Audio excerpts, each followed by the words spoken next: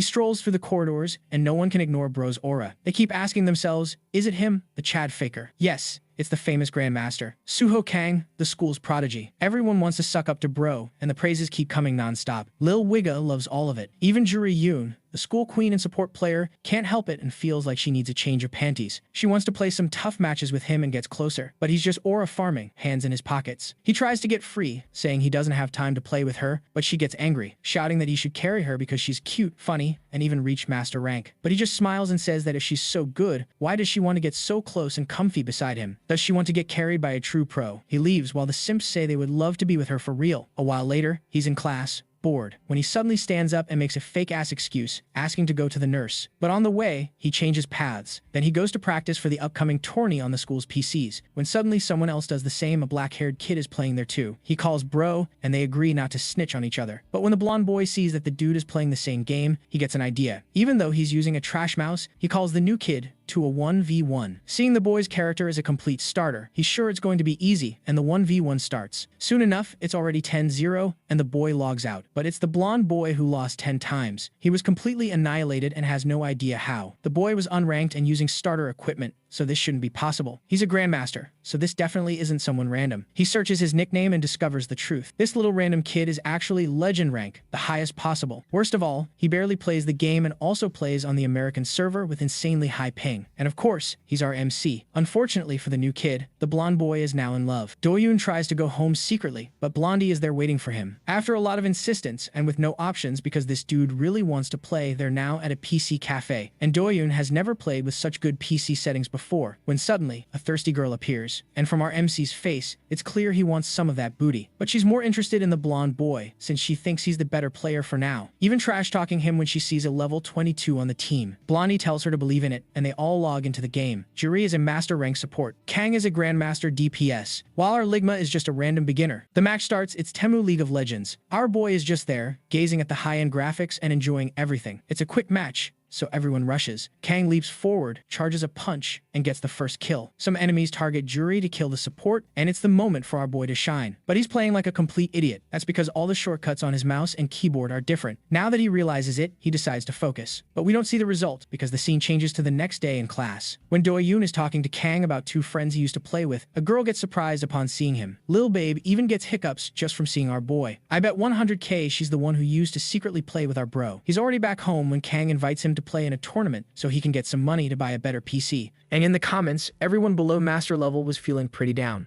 That's why the event organizers started to realize how solid the plan was. Since the best players in the world were signing up, it could be a massive hit. They were talking about a competition packed with big names and respected players. But two of those players were in trouble because Soon Duyeon, who would team up with Suho, was unlucky enough to land in platinum ranking. This competition was set up by the streamer Swabot9000. The goal was for the main character to join in. Even though it was still an official tournament, this was the first one in Korea. Duyeon, for his part, wasn't super confident, but the prize was $1,000 for the winning team. With the split, it would be about $200 each, which would be enough for Duyeon to upgrade his mouse and keyboard. But that was the prize for the winner, meaning they had to win. For Suho, it's practically an insult that the main character thinks they won't. He confidently says that the day before, it was the computer holding the kid back and that they will win. So, with this confidence in him, Duyeon got hyped to play, ready to give it his all. To register, they needed a minimum rank of master, so it was decided that the kid should play some ranked matches. And maybe because everyone was hyping him up, Duyeon was already picturing that shiny prize in his hands. Later on, back at Suho's place, while scrolling through his phone, he saw a message from Juri inviting him to catch a movie on Saturday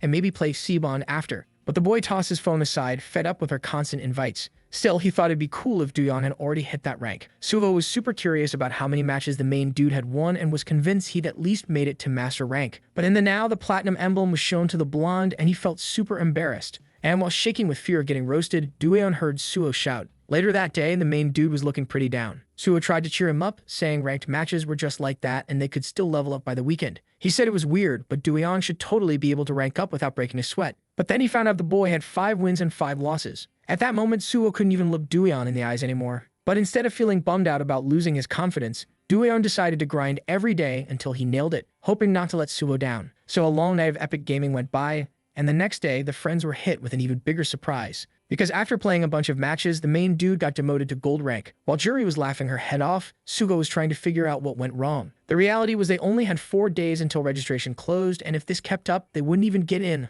let alone win. So, the main dude felt as low as possible, but Suho didn't seem much better. In general, Korean players are usually better than most, which raises the server level. But in FPS games, it's a whole different ball game since Western players really stand out. Because of that, Suvo couldn't wrap his head around why the main dude was struggling against less experienced players, and he couldn't help but think the boy might be a hacker. But he shook that thought off, not wanting to judge, just trying to figure out how this was even happening. Suddenly, the main dude apologized. Suvo had said he was a solid player and they'd team up, but now he wasn't sure he could. He was also confident about the server thing, but said dreaming too big was his only real talent. Him putting himself down didn't sit right with the blonde, so he shot back that he already knew how good the hero was since they'd played together. That's why he called Duyan to hit up that cyber cafe after class, because he needed to see what was up for himself. When they got to the spot, the main dude got ready to play some matches. But Suvo quickly told him to chill, saying he wasn't used to the machine and needed to test it out first. With a warm-up, he spent 10 minutes aiming at moving targets and adapting quickly. Sugo figured he just needed some practice. Finally, after a bit, Duyan said he was ready in both skill and gear. Then the two hyped up and went to test the boy in a new match. Suvo, watching from a distance, knew Duyan didn't belong in gold rank, and being there was the only way to figure out what was wrong. Anyway, just like before, even while giving it his all, the main dude faced another brutal defeat. But Suvo was more worried than he was. In fact, the boy was scared because he finally got why he kept losing. Even with better internet and a solid computer, he needed to tweak some things, and the first was the game's voice chat. Surprisingly, Duyan didn't even know what that was. Then the blonde realized it'd be better to show him through a replay of his game, which he also had to explain since the boy didn't know the game recorded his matches. Finally, starting the replay, it became clear that he greeted the team when the game kicked off. But there was the first mistake, which didn't make sense to the boy since he just said hi. Duyan asked if he couldn't be polite, but he misunderstood because the issue wasn't about getting rid of trolls. The main goal of the game is to complete missions and win, but people play in all sorts of ways. Some are totally focused on winning like them, and others couldn't care less about the score. There are also those who just want to explore the scenery like they're on a hike, and those who enjoy buying items to deck out their characters. But the worst group the main dude should steer clear of are the trolls who just love messing with people. So if he was totally losing because of the trolls who were wrecking his matches. To break it down, Sukul pulls the protagonist in to watch the replay closely. First up is the dinner troll, who bounces to grab snacks right when the game kicks off. Next to him is the pessimistic troll, who's convinced he's gonna lose before the match even starts, and the musical troll, who blasts tunes on the mic. One's rambling about food, another's whining, and the last one's just blasting music like it's a concert. And the last dude, he's only moving every minute to dodge getting kicked. So, when the protagonist tries to chat with just 20 seconds before the match, he sees everyone pick the damage-focused class. Thinking he could help, he decides to go support, but that was a major misstep. Dueon says his teammates are gonna flop without healing, but Suo's like, nah, they're doomed anyway. The pessimist already charged at the enemies, got himself wrecked, and was trashing the support. Meanwhile, the snack troll is munching away, and the other's just chilling in the corner. At the same time, the music troll is trying to sync his dance emoji with the beat. To win, the team needs tanks, supports, and damage dealers. That balance is what lets players snag those wins, but they gotta give it their all. If you check out high and low elo players, the gap is wild. So the boy says the protagonist won't get anywhere if he doesn't step up. That's why Dueon asks what he'll do if they start trash-talking in voice chat. But Suo's all about ignoring them, leaving Dueon a bit puzzled. To clarify, the blonde points out how the protagonist still shines even while picking support. Back on the American server, he couldn't chat with anyone because of the language barrier. So Suho asks what he did back then, bringing back some memories. The truth is, the protagonist used the few English words he knew. And that's the vibe. Ignore everything that's not game-related. Just do what needs to be done without stressing over what others think. After all, the other asks if he wants to win, and the protagonist knows he does deep down. If he got the chance to fight, you could totally win. If he was attacking, he'd have a shot to flip the game. But now he realized that after all those days grinding in that elo, he was the best there. Hueon wasn't trying to hype himself up, it was just facts. When he logged in, he ran into the same 4 players from the last match. The pessimist wasted no time whining about seeing that awful support again. But this time, he was in the DPS role, which just made him even more annoyed. Instead of listening to the nonsense, the boy tells his partner to shut it and switch classes. Even the dinner troll agreed to pick something more fitting. In the end, they didn't even need to step in because Dueon wiped the floor with the enemies, bringing home the win for the trolls he carried. The next day at school, Dueon rolls in with the awesome news that he's hit Master Rank. Suo's grinning with excitement, saying it's no shocker. Finally, the protagonist hyped too, and now nothing can stop the squad from signing up for the tournament. Meanwhile, a super busy woman's tidying up while grumbling about being treated like a maid. After all, she's joining the competition, and there's no way she can train in this chaos.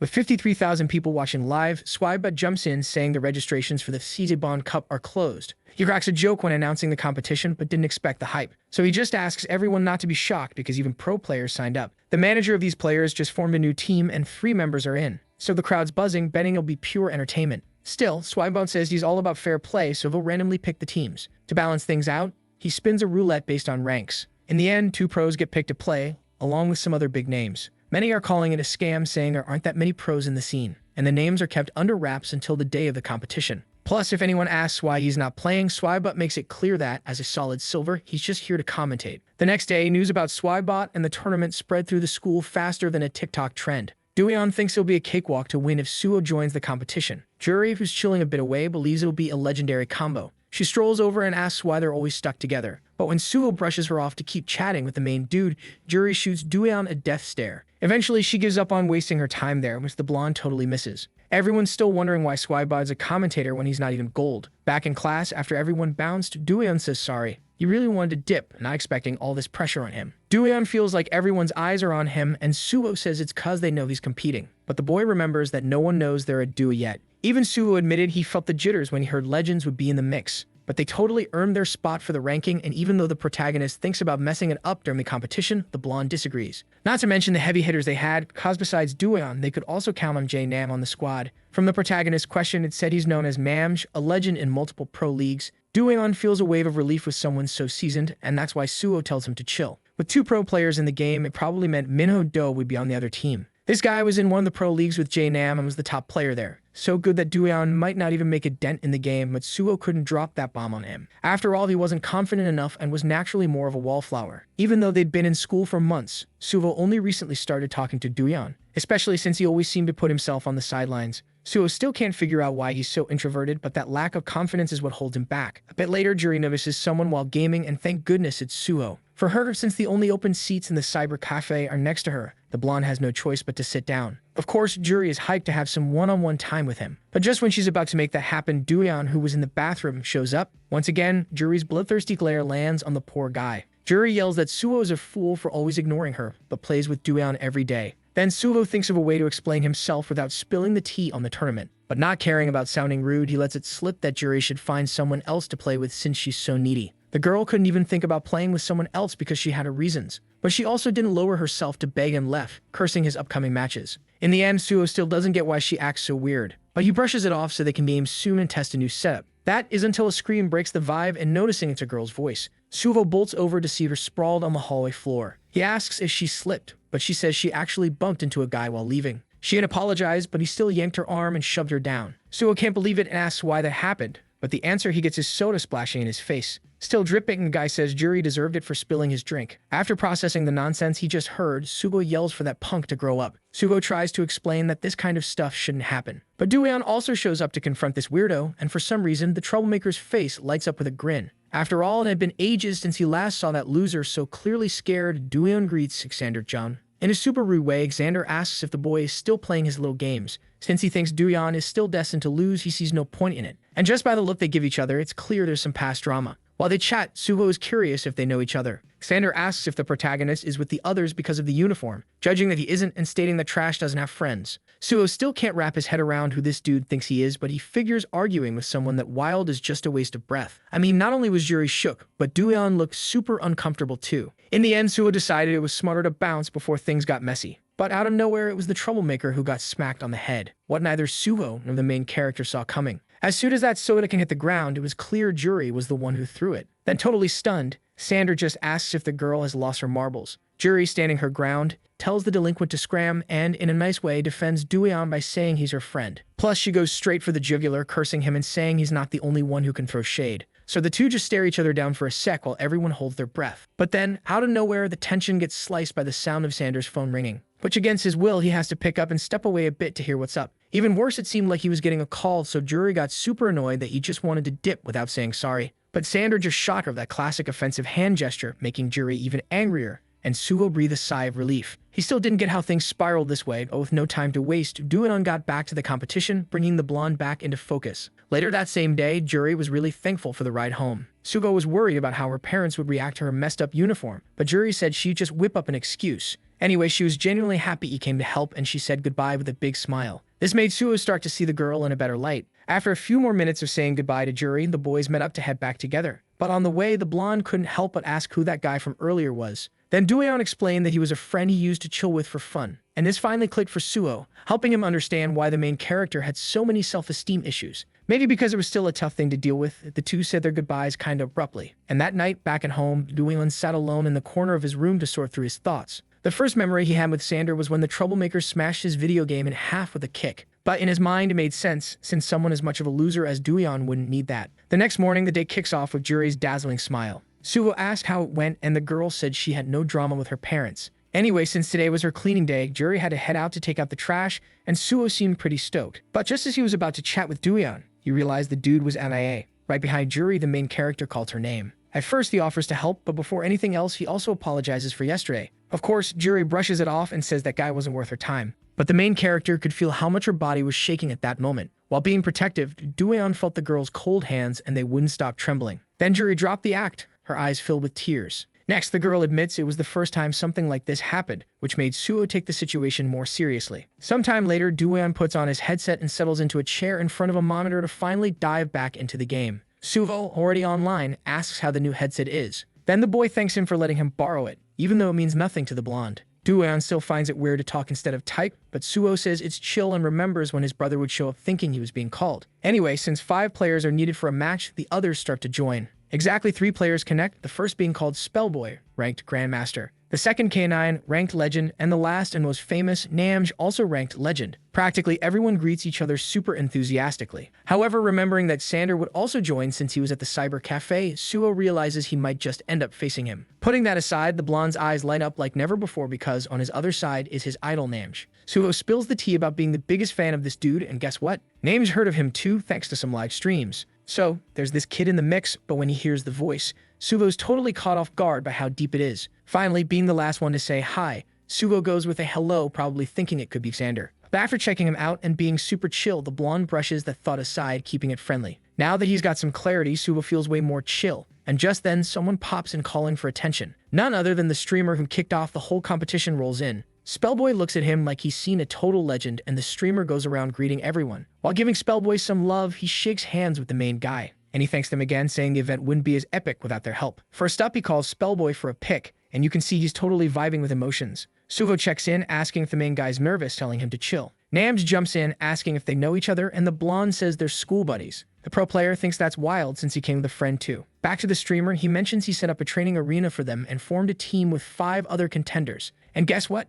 Namj's friend is one of those 5. Suho can't even believe this is real because that friend is Yiji Ha. Even though they said 3 pros signed up, Suho had no clue she was in the mix. Meanwhile, the friends are just chatting it up, all chill. But some grumbles about only Namj competing slip through the mic, sparking curiosity since they're in the same room. Regardless, Suho's feeling pumped about becoming a pro someday and joining a famous squad with them. So, while he thought he'd just be a spectator, the streamer tells them to enjoy and kicks off the game. On the main guy's team, Spellboy kicks things off, asking who's taking what position. Namj jumps in, asking about everyone's strengths. Without a second thought, Suho and the short dude pick tank to back everyone up, while K9 goes for DPS and Duyan hangs back a bit. Namj thinks it's weird that the lowest ranked player is taking so long. So he checks out the main guy's ranked match history, and he's totally shook. Seconds later, Namj rolls over to ask if he's picked tank or DPS. Spellboy thinks it's wild that he even gets to choose. But Namj explains it's just a warm-up match. Feeling a bit more confident, the main guy finally says he's going DPS. And without a fuss, Namj picks support to help the squad. Since the opponents are solid, Namj says no time to waste and asks who the main tank is. Spellboy jumps in, all hyped, saying he can take that role, especially since when he shows his true form, it's clear he's a beast.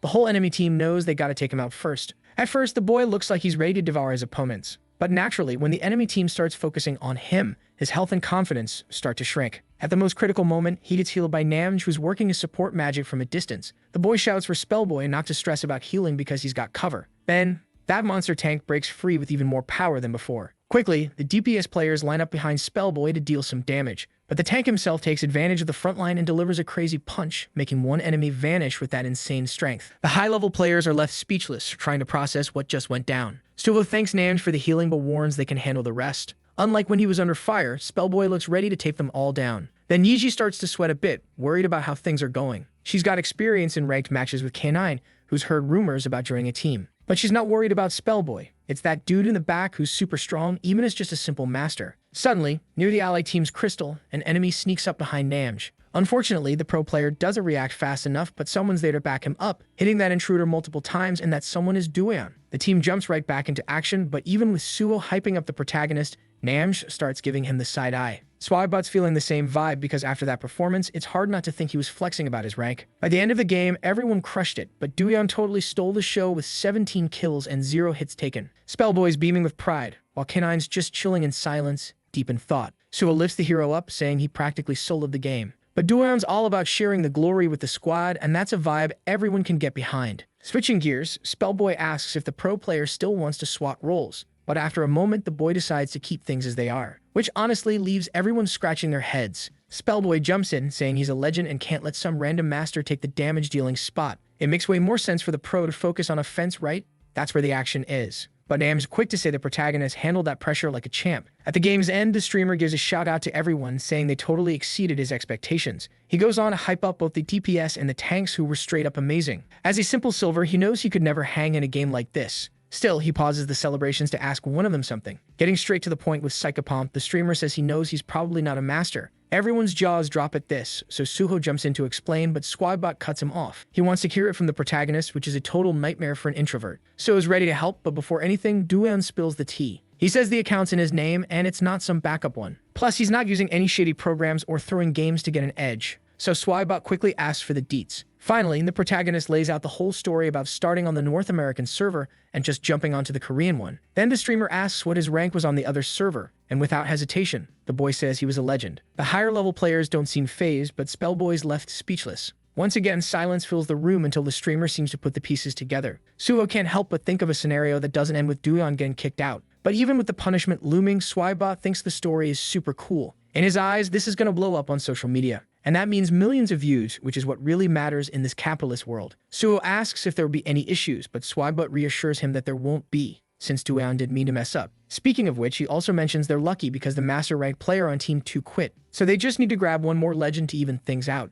Everyone's on board, but once again, Yiji's voice cuts through Nam's mic, begging to be picked. Then the streamer makes it clear he'll randomly choose someone from the reserves. After all this chaos, Suho looks at the protagonist and, letting out a long sigh, gives him a relieved hug. But before they can chat, Swybot calls the whole team to hook them up with a prize, which is a skin. Do-yeon's mind is blown since he's got nothing in his inventory. Then Swybot thanks them for competing in his player event. He's super stoked that this cup is getting so big, and that's why he wanted to create an official uniform for each team. Suddenly, the protagonist's clothes start glowing a bright gold, and without lifting a finger, that skin gets equipped on his character. Of course, since it's a team uniform, the same thing happens to everyone else. Spellboy thinks the outfit is fire, and Suho jokes that the protagonist can finally ditch that white outfit. Even Nam's is feeling it, but in his room he's analyzing Do-yeon, who hit pro level in just 40 games. With stats that perfect, he asks his brother Minho if he doesn't find that interesting too. It looks like the replay of the last game. From the very start to just 9/10 of a millisecond, Do-yeon had a reaction. And even with just 20 milliseconds, the boy managed to lock onto his target. This reaction time is something Nams definitely thinks is way too good to be true for anyone. Moreover, he was a total legend on the North American server while grinding in Korea. Anyway, the dude gets up, calling both his brother and Yiji,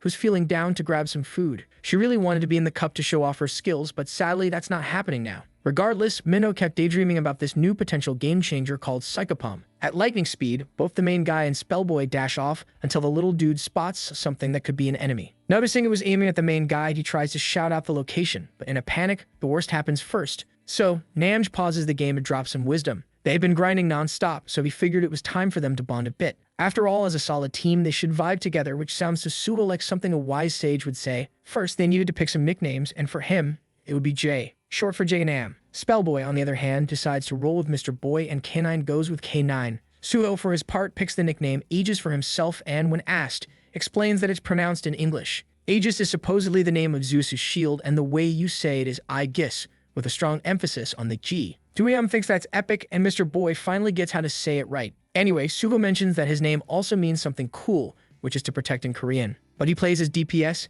and getting back to the point, he's cool with the nickname Aegis. Now, the biggest issue was Psychopomp because, for some reason, he was shaking. Inevitably, Do-yeon has to spill that he didn't pick his name thinking he ever explained it. Nams, though, was just curious about what the nickname meant, so the main guy replies, a bit shy, that it means Reaper, coming straight from Greek mythology. Spellboy cracks up because he thought it meant psychopath, but seeing the boy's face, he asks why he chose that name. Do-yeon was ready to say he didn't have a solid reason, but seeing Suho's eager look of curiosity, he caved and revealed that since his name means guiding people, he used the Reaper symbolism to create the phrase guiding people to death. Anyway, Suho knows some folks really try to find a cool name in the dictionary for their nicks. Many struggle to come up with good names and search for words in other languages that sound dope. So keeping all this in mind, Namj simplified the story behind the nickname. But the next morning when Suho calls him Reaper, Do-yeon looks super uncomfortable, maybe feeling a bit silly. Suho decides to stick with the original nickname anyway, but their convo gets interrupted by notification sounds. Looks like all the online forums are buzzing like crazy, since a spike in competition has been announced. And of course, this reaction was something Suho totally saw coming.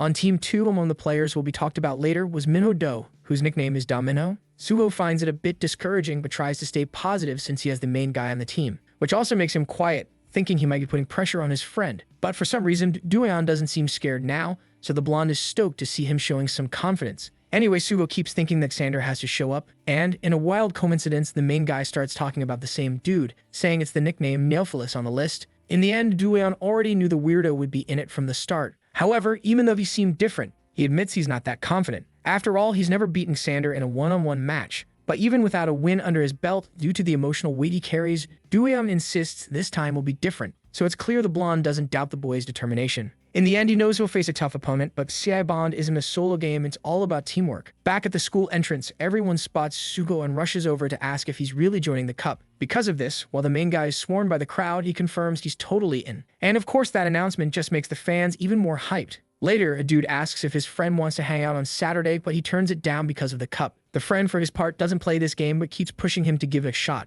And since everyone's buzzing about it, he, feeling a bit left out, decides to chill at the same house. It's totally normal for everyone to gather with friends for this event, but a girl says she needs to watch with her sister. Her friend asks if it's the sister who's in the gaming scene, and she nods. The same friend even asks if the girl has played, but she's not into it, because what she really loves is just watching. Anyway, when she realized it, she was solo, and the chaos of the main characters popping up to chat about the next game hit her hard. At some point, back in the game, Spellboy asks if the protagonist is cool because he doesn't seem chill. Anyway, Jay asks if everyone's ready, and unlike the boy, Dueon nearly passes out. As the leader, Namj checks if the Reaper is okay, but since he heard a ton about the competition at school, Suho explains that he's nervous. Then, putting his hands on the protagonist's shoulders, he tells Dueon to shake off his worries and give it his all. And the conversation skills totally impress the blonde. Anyway, the streamer drops a message saying he'll kick off the broadcast at 3 p.m. So, everyone nods to show they got the memo. Finally, the 3 p.m. chimes on all the clocks in Korea. Ben, introducing himself as Swagbutt 9000. The streamer launches the moment everyone's been hyped for. This is the main event of the first PC Bond Cup he's organizing. So, all over the country, people are already cinced up and ready. Even at the house of that girl, the sister in the gaming scene. On the flip side, Iji doesn't seem too stoked, but back to the broadcast. Swagbutt soon announces he's got another commentator joining. Then he reaches out to welcome the legendary game commentator Yumpo Kim. This dude is a famous streamer turned pro commentator, so he's all about creating a dope experience. More and more people are blown away by the level of professionalism in the broadcast. But, checking out the team lineup, what shocks everyone is that there are 3 legends on each side. Yumpo, for his part, is curious why it's a tournament when they're only having one match. Then, annoyed by the question, Swagbutt snaps back that he'd know if he'd been following his streams. Every time he tried to play, he got wrecked for being terrible. That's exactly why he got so mad that he offered $1,000 to anyone who could actually play well. Then someone made a poster and spread it across various online forums, getting everyone hyped. In the end, even though it wasn't planned, this is the story that led to the current moment. So, leaving the past behind, the two decide to focus on the game, because first up is an interview with the captain of Team 1. The sister of that girl from school freaks out when she sees him, but maybe it's just because of his friendly smile that hits different.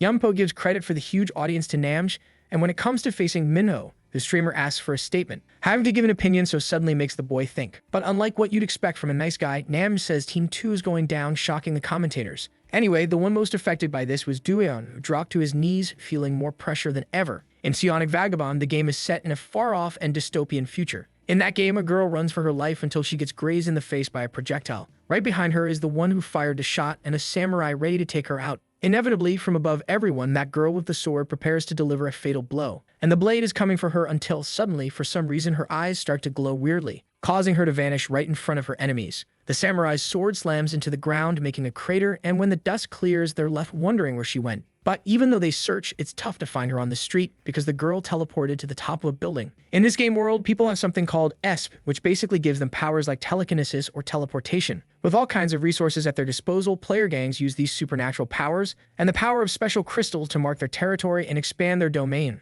On the flip side, there are also regular fighters who battle against the gangs with basic weapons. Psionic Vagabond basically shows an endless war between humans and superhumans fighting for territory. And in Yumpo's view, it fuels a rivalry between the groups. Superhumans flex a bunch of skills that make the game way more fun, but they pack less of a punch. On the flip side, regular folks hit hard but can't move around as slick, making things tougher. So yeah, that's why most tanks and supports are superhumans. Switching gears, Yumpo thinks a lot of pros in this comp will roll with the normals. But instead of spilling tea, Swagbutt hits up Team 1's captain, who's grinning ear to ear. All the forums treat Namj like he's a total rock star, and even Swadbug's curious about his vibe. So the dude spills that he's been vibing with the streamers' lives and thought joining would be a blast. Changing the subject, Yumpo asks how the squad's holding up. Namj says they've got some solid players and promises everyone's gonna have a blast. That's why the streamer's curious about who's gonna be the MVP in the next match, and out of nowhere he shouts on national TV for everyone to keep an eye on Psychopomp. From the look on the protagonist's face, it's clear he's feeling the heat, and with Swibot poking about Minho, the team leader pauses, but he gives the same answer as before, claiming he'll totally wreck his team. With all that leader energy, the crowd's buzzing, and that girl's sister takes a sip. Anyway, Swibot wishes Namj good luck and then calls up Team 2 for their intro, but for some reason he doesn't connect the stream. A bit awkward, Swibot asks if the young dude's feeling nervous, but it's obvious when Minho just says he'll give it his all, which freaks out the presenters. For the Cbon Cup, the prize is a cool 1,000 for the winning squad. As mentioned earlier, Yumpo's gonna be the commentator, so Swibot quickly calls Team 1 to meet them. Decked out in their uniforms, everyone's hyped, and Yumpo knows this lineup is stacked. Aegis could totally be a celeb, and K9's about to get signed by a team, but here's the kicker. The protagonist, who's a master rank, is in the mix. Still, he's the one Namj told everyone to watch, so he's not slipping under the radar. Finally, they hype up Spellboy, giving him props for his ranked games, which makes him tear up. Anyway, wrapping up the first intro, Team 2 gets called, and the first spotlight is on that troublemaker from earlier. Right there, in front of Duion, is his old buddy Xander Jung. After ages apart, a showdown's about to go down, and this time the protagonist not backing down. But before the match kicks off, Neophilis pulls the boy aside for a chat, leaving Duion feeling all kinds of confused and anxious. Just the look Xander gives him sends chills down his spine. Suvo notices something's off and asks if his buddy's feeling jittery. He even jokes about needing a bathroom break since there's still time before the match. When Duion stays quiet, Suvo nudges him to spill the tea. Then, still shaking, the protagonist mentions the chat invite from Xander. Duion asks for advice, knowing he'll get heated if he doesn't accept, but he's not down for that combo. Then Suvo gets super annoyed with that jerk, sensing he's trying to mess with his friend's head before the game. The blonde thinks it's obvious the protagonist should just ghost the invite, but he's not here to force him. But someone else is, and even from a distance, the same phrase echoes. Jury's right there where our hero's gearing up for the championship match. The girl jokes about it being a wild coincidence and asks if he's being followed. But of course, the protagonist says no, not even thinking twice. Anyway, she plops down, apologizing for the joke since she already knew he was there. But she also asks if he's playing and warns that someone wants to chat with him. Jury's curious if he'll accept, and when Duion says it's Xander, she's like, who's that? But in a flash, she remembers that jerk who pushed her down at the cyber cafe. She yells, asking if they're friends, but Duion shoots that down. Then she snatches the boy's mouse to reject the request for him, which makes Suo grin. Despite that, Xander sends another request, making the protagonist's anxiety hit the roof. Rejection after rejection, but for some reason he keeps sending them, and Jury's struggling to keep saying no. But even after a bunch of seconds, that dude's still acting like a total stalker. As he kept inviting the protagonist and the plans were almost set, Sugo freaks out. Jury, already super annoyed, declares she'll put the troublemaker in his place, but she's got a better plan. With a sleek grin at the protagonist, she signals him to wrap things up his way. Still confused, she nudges him to say something, but makes it clear she's got his back on the speech. Heading to Xander's room, he's still pushing to invite the protagonist. Unbelievably, the dude seems clueless about why Duion is dodging him. But then the chat gets accepted, and he's totally relieved. Once they're in the chat, Xander kicks things off by calling Duion a loser, but Psychopomp fires back with a middle finger emoji. And then he bounces from the room, leaving Xander stunned by that bold move. Duion doesn't even flinch at Xander, just blocks him like a pro. Maybe it's new for him, but it takes a sec for the realization to hit, and when it does,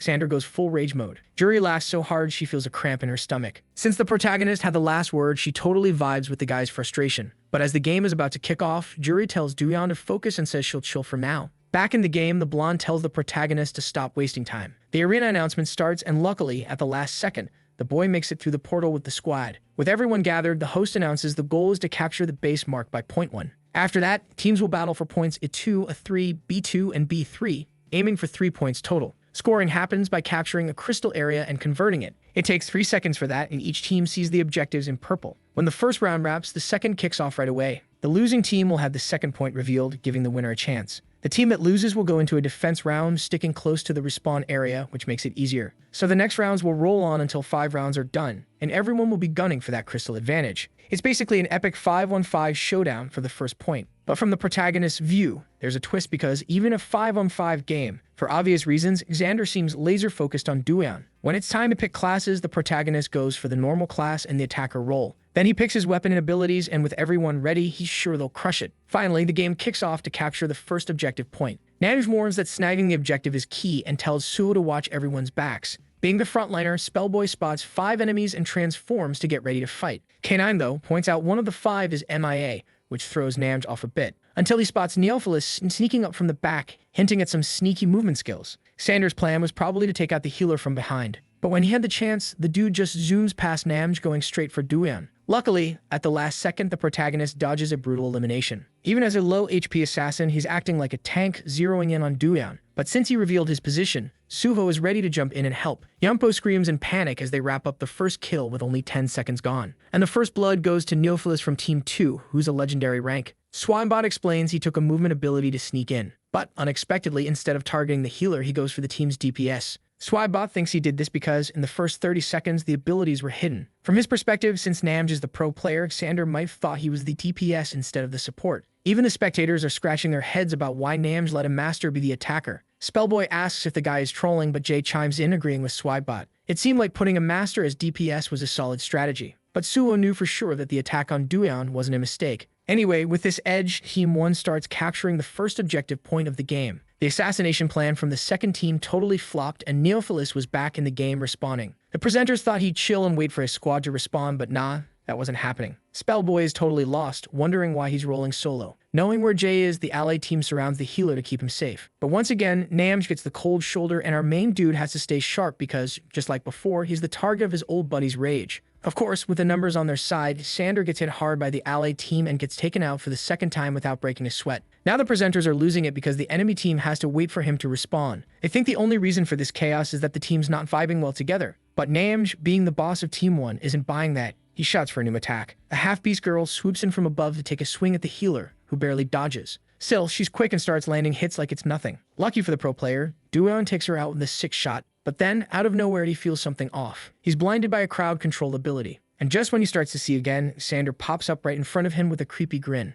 With a swift move, he takes out the protagonist. After getting wrecked, Duyan says sorry, but Suho's got his back, saying they'll wait for him to respawn. Meanwhile, Namj keeps supporting but wonders why one enemy is MIA in the team fight. Finally, after what feels like forever, the protagonist respawns at the base and bolts to help. But the missing enemy sneaks up behind him and lands a nasty slash on his back. Duyan yells, calling out the enemy for being in the wrong spot instead of in the center. Suho can't believe it, and even Yumpo is throwing shade, saying this isn't the time for that. Team 2 needed to fight fair to grab the crystal, but even as the main DPS, Neophilis heads back to Team 1's base. This attacker was the same one who tried to take out the protagonist earlier. Namj tosses aside his earlier thoughts and realizes it's personal rivalry time. Through the team chat, Duyan warns he's being held up and says sorry for it. But Namj fires back that they're not the only ones taking hits from the strategy. In fact, Jay is convinced Team 2 isn't cool with this and calls Xander a troll, which surprises the protagonist. So the leader's order is for our hero to flip the situation to his advantage. From Team 2's side, the half-beast girl is yelling, wondering why she's flying solo. A blonde girl apologizes and screams even louder, saying she's talking to Neophilis.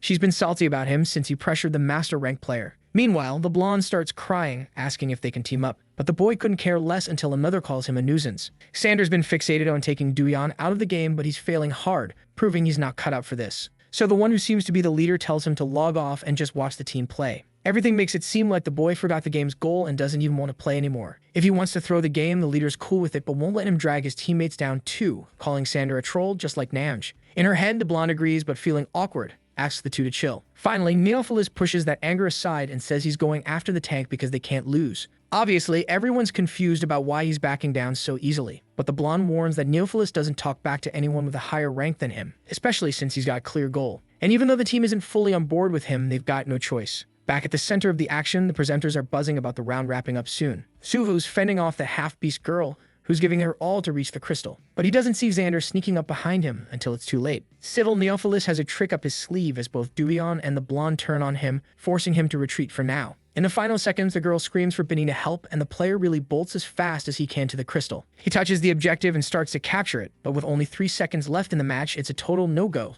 since he's all alone there. Benny fails to snag the point, and having only lost 1% of health, the crystal bounces back to 100%. So the first round wraps up with Team 1 scoring a win. Spellboy and K9 are hyped, screaming about the team's first victory. In the next round, point B2 for Team 2 opens up, and they've got to defend it for 5 minutes. Then Neophilis chimes in on voice chat, saying he'll be back in time. Honestly, the hosts are kind of bummed about the lack of epic battles. Yumpo blames the teamwork issues but knows the real showdown is just getting started. Meanwhile, viewers are scratching their heads, wondering why they're chasing eliminations instead of the objective. Anyway, with the first point in their pocket, Team 1 is in the lead, and the second attack on point B2 kicks off. Spellboy takes the lead, and when he starts feeling some shots, he warns about enemies lurking behind. On the second floor, 3 enemies pop up, and from the looks of it, they're gonna be a handful. Even Sugo, chilling on the other side, gets hit, so it's clear Team 2 is spread out, making Nam shout out some praise for their strategy. Compared to the first floor, the second and third are way better for sneaky plays, so Nam says they got flushed them out first. Jay notices that even now, Neophilis is still keeping an eye on the protagonist.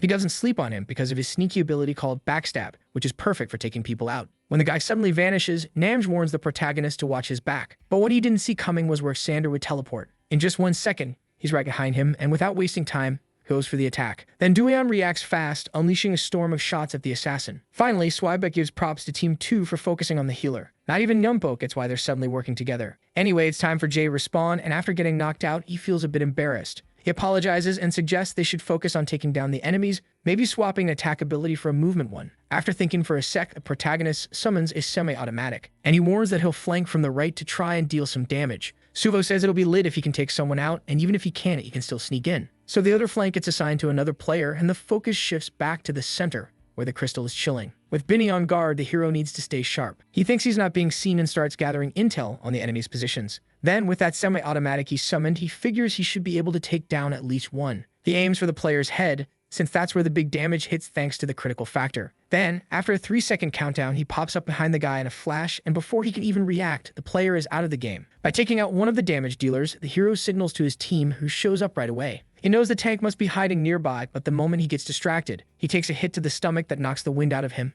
and losing a chunk of HP, drops his weapon. In the end, Dueon just asks when he showed up, but the leader of Team 2 isn't interested in answering. With at least 2 health bars left, the protagonist thinks he can still turn the game around. So aiming for the enemy's weak spot, he decides to act, but unfortunately, a protective barrier pops up. He keeps attacking but gets desperate when he realizes nothing's working. Namj, watching from a distance, warns that he can't provide support with things so tight. So now the only option left for the protagonist is to bail with a feint to trick the opponent. But just as he thinks of doing that, he gets hit in the stomach again. Then once more he thinks, who the heck is this guy? And still no answer, the leader of Team 2, Minho, takes out Dueon. After 2 more eliminations, Sugo warns about the hero's takedown, but since 3 enemies are down, Namj calls him to the crystal. And while the healer is capturing, the blonde is on cover duty. Until suddenly, with a loud crash, Minho, who already took care of Dueon, shows up to finish off the rest. Unfortunately, at the same moment, K9 gets taken down too. And to make things even worse, the blonde realizes that both remaining players from the enemy squad are closing in from both sides. While waiting to respawn, the protagonist hears all the chatter from his teammates at that critical moment, even a scream. Then, when he opens his eyes, he looks determined, but his hands start shaking and his face is not looking good at all. Compared to the last round, Team 2 seems way more in sync than Team 1 since they haven't even touched the crystal yet.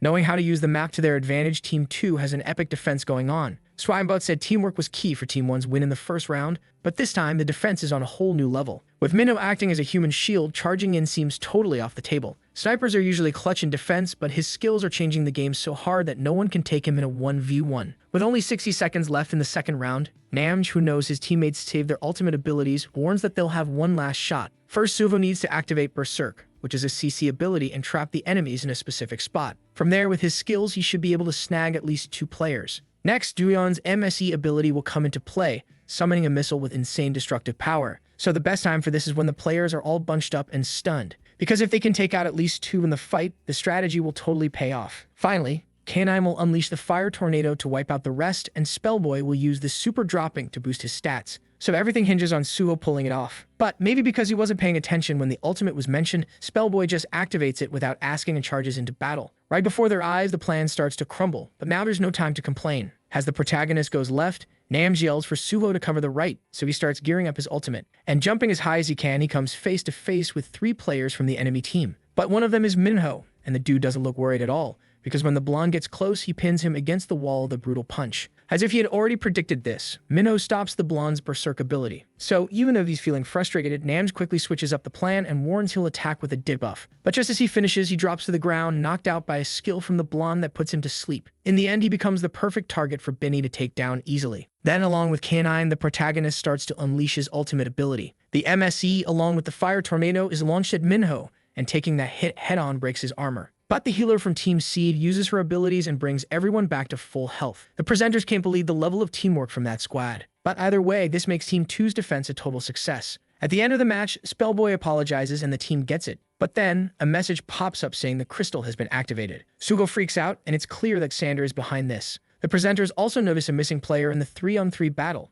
And with Neophilis kicking off the next round like this, it's what they call a sneaky attack. With Spellboy charging solo at the enemy front, Sander comments that something feels off. His teammate points out that the guy's aim isn't great either, and that Team 1 seems totally stunned. Neophilis calls the opponents amateurs for pushing like this, even though he had done the same before. Anyway, he asks how long this special ability lasts, and knowing it's only 10 seconds, soon Spellboy goes back to normal. And when he returns to normal, not only he but Namj and Suho get taken out by the enemies, shocking the presenters. With only 2 DPS left, Neophilis says he'll back out from the rear, but his teammate yells not to. Still, they're in a 2 against 5 situation. Even if the other 3 respond, they won't make it in time to win the round. And that's exactly why Sander thinks it's better to chill at point A2 for the next round. Since Team 1 also has no ultimates left, the girl is left without any arguments. Then after a few seconds apart, they're at the area marked as a 2. Neophilis extends his hand, causing a warning message about the point being restricted to pop up. Team 2 had the ultimate defense for this round, so when the countdown hit 0, using his flash ability which boosts movement speed, the 3rd round, where Team 1 should defend point A2, kicks off with the crystal already being claimed by the other team. And judging Mike Sander's face, he's totally vibing with this, while the protagonist is not feeling it at all. Since it takes 5 minutes to fully activate the crystal, the viewers start debating. Even if both teams show up at the same time, they know Team 1 needs at least 15 more seconds. Finally, back in the game, Suho storms over to Sander, annoyed and ready to shove him away from the crystal. But then, a massive projectile zooms in from behind him, and when it lands, it totally blocks his way. This wall is also an ability that keeps enemies at bay for 10 seconds. So, when that breaks, the blonde is super confused, because even though it's their turn to defend, it feels like they're on the attack. The whole scene feels like a replay of the last round, as Team 1 is basically losing the defense point already. Then the commentators think it's smarter to pull back and regroup, and that girl with the famous sister wonders if Jay is stressed. But honestly, the sister points out that the real issue is Team 1's DPS, since the master rank player isn't holding up against Minho. Anyway, the crystal capture count hits 100%, and just like that, another round ends in defeat for Team 1. The players are in shock because they had so many chances before this mess. For instance, they could have had more tanks and positioned themselves to force the enemy into a direct fight.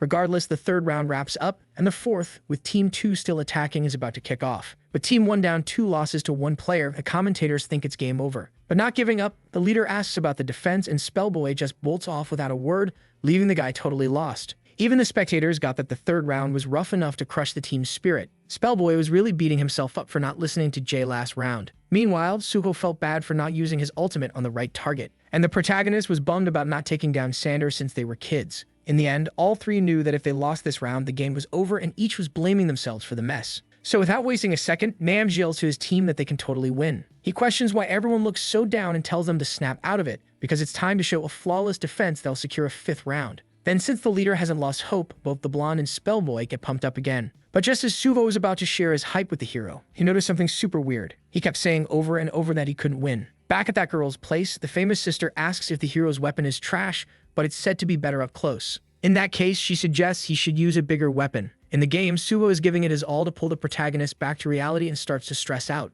Anyway, the girl didn't know how to explain what she meant, but made it clear it would be a massive weapon. Because of the protagonist's lack of motivation, she couldn't get why he wouldn't use that, and Suho's order was that Dueon needed to regroup. With the mission set, it's now up to the 2nd team to attack point A3, and in District 7, whoever wins 3 rounds first takes the game. Unlike Team 2, which defended from a high point with a cross strategy, it looks like Team 1 is gearing up for a straight-up brawl. There's a pro player on both sides, but Minho is like an unbreakable wall, quickly shutting down enemy attacks. Meanwhile, Jay now is showing off as an incredible and versatile support player, but he seems to be wasting his skills. Naturally, the game situation is causing outrage for leaving a master in such a crucial spot. Viewers even call him a silver, but even though the presenter knows that's not true, given what's been shown, he wonders if he might have messed up. Putting those thoughts aside, Swibot notices a player is missing in defense, and Yumpo says the same. So Swibot starts to freak out, hoping the protagonist isn't trolling. Anyway, Team 2 is led by Minho, and that blonde girl starts prepping a buff spell for the squad. But just as she's finishing up, she gets hit square in the face. The group members are totally confused at first, so that quirky girl with silver hair starts freaking out. While Yumpo is all surprised, the streamer feels a wave of relief wash over him. Honestly, the protagonist wasn't even in the front line, he was chilling in the building behind.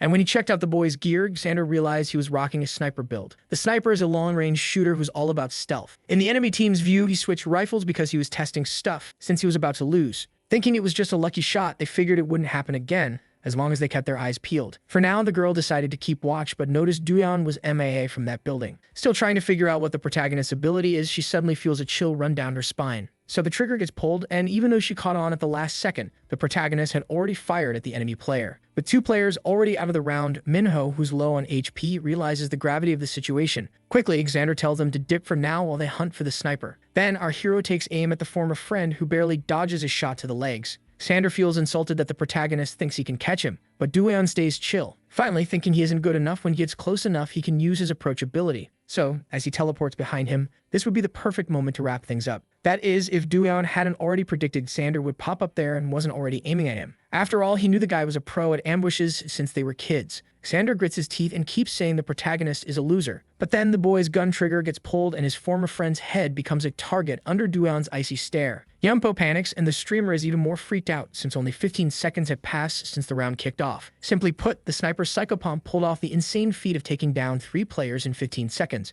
And he was so chill that he seemed like a totally different person from before. Then one of the spectators shouts, remembering when Nam said the protagonist would be the star of the team, because he can flex his legendary rank account on the North American server. Back to the protagonist, his focus breaks when he hears he's out of the front line. So Suvo reassures him, saying that's not what he meant, and clarifies that now the boy is a sniper. Spellboy chimes in that snipers gotta be super skilled since they're the key players in the game. Suvo explains that the hero's main role was as a sniper and that, despite having issues on the Korean server, he's already adapted. Still, because of the crazy difficulty of the class, the blonde says they need to believe in him. And even though he initially thought he couldn't do anything with Xander around, the hero knew he could be a sniper. So not just Namj, but all the other team members agreed to trust the boy. Before heading back to his spot, Suvo tells the protagonist not to be scared because they're with pro players. Plus, being legendary level, Dueon is on the same tier and will definitely cause some chaos. Then the protagonist's gun sights lock onto Minho, who with a grin admits Nam's solid leadership. After a few shots, the pro player's shield shatters. Then he freaks out because he realizes he's being targeted by the enemy team's sniper. Psychopomp, who's legendary on the North American server, is now getting mad props from the presenters for the insane comeback. His performance grabs attention and the chat of spectators goes wild. During the showdown, Dueon bolts to find a higher spot. But now it's him who's almost taken out because on Team 2, the player Binny is acting as a sniper. But in his mind, he thinks he needs to find a place to hide first. In any case, Dueon, now knowing his opponent's location, aims and shoots, hitting Binny with pinpoint accuracy from far away, which takes him out. The presenters say someone's got to close the gap to take out the hero. But that's what a sniper should prevent, and a king of this class definitely won't mess up. After responding, Binny gives up being a sniper, but the girls know this will put them in a tight spot. Xander then yells that they just need to push the protagonist away, but the truth is he's been targeted too. So the two start some kind of internal beef for getting eliminated by the boy. Despite this, even without saying anything, the leader sends the message that it's not the time to squabble. With only 2 minutes left, Spellboy shouts that the protagonist is their pride and believes more Peeps will want to snipe now. Suo yells from a distance, asking what the boy's accuracy rate is, and he replies it's 53%. Then Namj gets so hyped he can't help but grin. Back to Dueon, he thinks Minho must be plotting something sneaky. He can totally pop up as a duelist and go after the protagonist. Surprise, surprise, that's exactly what's happening, so the hero tries to keep it cool. But thanks to his insane skills, the opponent dodges and jumps right at him, almost like he's reading his mind. In this moment, the protagonist tries to block out all the distractions to stay focused. With that, he lands a hit on the enemy and switches it up for a physical attack. But plot twist, that's his worst move and he gets totally pressured in the clash. The protagonist feels panic rising as a weapon stuck in his thigh starts zapping him. Finally, with the enemy right in front, he has no time to think and fires his last shot in a split second. The next day at school, chaos erupts when one of the big players from yesterday shows up. A bunch of students swarm Suho to chat about the championship they saw, and he thanks them for the love. Everyone claims they tuned in because of him, and when asked, the blonde says he's now tight with Jay. Of course, they start talking about the player named Psychopomp, sending chills down the hero's spine. Everyone says he was a total beast, and the blonde casually mentions he's also become buddies with him. But the real talk is about how unlucky they were at the end of the match. Later, Suvo tells the protagonist about the crazy effects of extreme visibility. And on top of that, he brings up their bad luck, tripping up at the end when they could turn it around. For real, the blonde gets super annoyed, and just then, Juri, who stumbles upon them, looks pretty grumpy too. As she walks off without a word, Suvo feels puzzled and asks the protagonist if he knows what's up. A while back, the girl asked how Dueon could play in the championship and totally caught onto the lie. Since then, she's been on edge, but Suvo knew she wasn't the easiest to handle. Still, he felt a bit bummed. So, putting that aside, he invites the protagonist to team up, which catches him off guard. Because flashback to post-game yesterday, Namj had asked to chat with the protagonist alone. And, in a twist of fate, he made the exact same offer that Suho just did. When Namj proposed it, he said the boy would crush it as a pro player. Even though he couldn't see himself like that, the chance to be on the same team was right there. And from his expression, Namj seemed stoked, expecting a yes, but the protagonist said no. He didn't think he was that good at the game, let alone dealing with people, so he apologized, bowing his head. In that moment, Namj freaked out and said he didn't need to rush it. So, Even with the protagonist saying no, he asked him to just take a bit more time to think it over. Back to the present, now Suho's throwing the team proposal at him, putting him in a tough spot again. The blonde believes they can build a squad if they can snag 3 more players. And on the day of the first league, that's when they'll debut as pros. So he asks if the boy is in, since he knows deep down he wants to go pro. And for some reason, this time the protagonist grins and accepts, making his buddy super happy. Suho quickly remembers they need to brainstorm about the team and pick a name. Plus, he's pumped to start hunting for the other members. Meanwhile, somewhere in the city inside a certain building, Minho gazes out at the view deep in thought. In the memories of yesterday, the two were on the brink of elimination from the damage they dealt each other. Dooyeon gritted his teeth and pulled out his sniper, zeroing in on Minho, who dodged in a flash. But with a quick flick of his mouse and lightning-fast reflexes, he managed to lock onto the enemy's head and before he could react, pulled the trigger, scoring another kill. By fate's misfortune, Dooyeon got hit too, leading to his elimination pretty quick. But Minho definitely didn't forget who lost first. Cutting through the serious vibes, Sarah Siu pops in saying she brought snacks. She asks if her crew is hungry, and one of them bolts to check out the goodies. A chill convo kicks off, but everyone's low-key focused on Namj, still glued to the computer. The girl even asks what's up with him, so they start chatting about the failed recruitment. At that point, they only had 4 players on the squad, and even with the new dude, Yujin, finding solid players was tough. For real, Jay can't stop thinking that having the main character on board would be a game changer. But then Sarah spittles that she heard the 2 guys he played with the other day are in his sister's class, which totally grabs his attention. Later that day, the famous sister hopes her relative doesn't pull any crazy stunts, especially since she knows he can be super loud. Anyway, Suho mentions he scored some gear even without winning the cash prize. So all they need is a computer and a monitor for the main character. Switching gears, Dooyeon suggests inviting Spellboy to the team and the blonde is all in. But a girl eavesdropping shows some suspicious curiosity. Back at the cyber cafe they usually hit up, Suho jokes that the girl really loves this game since Juri got there before them. Anyway, the girl asks to play together, and for the first time he grins and agrees.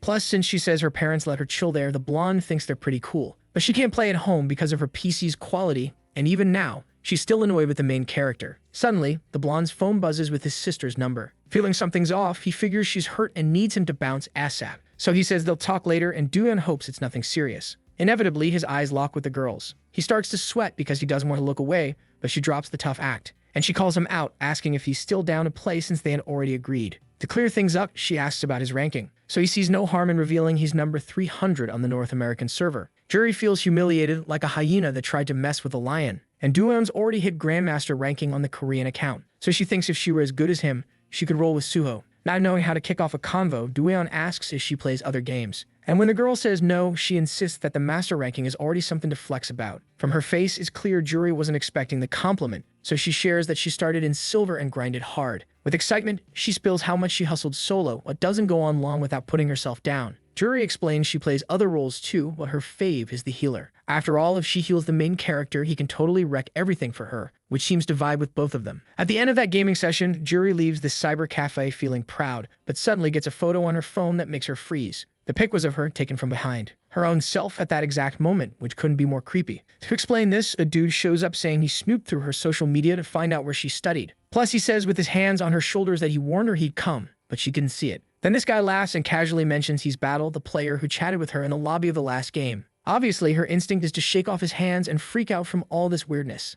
Battle, on the other hand, apologizes for scaring her but blames her for not replying. Still shaking, Juri asks why he's doing this, but the guy blushes like he's caught, and he reaches out to pet her, only to get totally rejected. Switching topics, he mentions he hasn't eaten and reminds her she said she'd pay for dinner. Even though she doesn't remember this, he keeps rambling, this time about her looking cuter in the pics. Then Juri just feels more and more uncomfortable until he grabs her hand, crossing all kinds of lines. The stalker resorts to force to get the dinner he craves, and unfortunately, realizing he doesn't have enough strength to leave, Juri starts to cry. In a quick step, before things get messy, a light at the end of the tunnel pops up for the girl. Dooyeon shouts without a second thought for the dude to take his hands off her. He claims to be a precious friend, but feeling that strong grip, Battle takes a step back. The hero quickly asks who this guy is and explains he came to return the gloss she forgot. The two swap info while the weirdo just stands there staring at the students. So before anything worse goes down, the girl grabs the protagonist's hand and pulls him to run, leaving that frustrated stalker standing in the middle of the street. After a mad dash, the girl explains that running was the best move, because since it wasn't the first time, at least this time she managed to record the whole scene. Realizing that weirdos don't get how criminal their actions are, Juri takes precautions. She explains that there were times when some sketchy guys were into her, but even after all that, she refuses to let the hero take her home. In the end, she admits she was just scared and thanks him,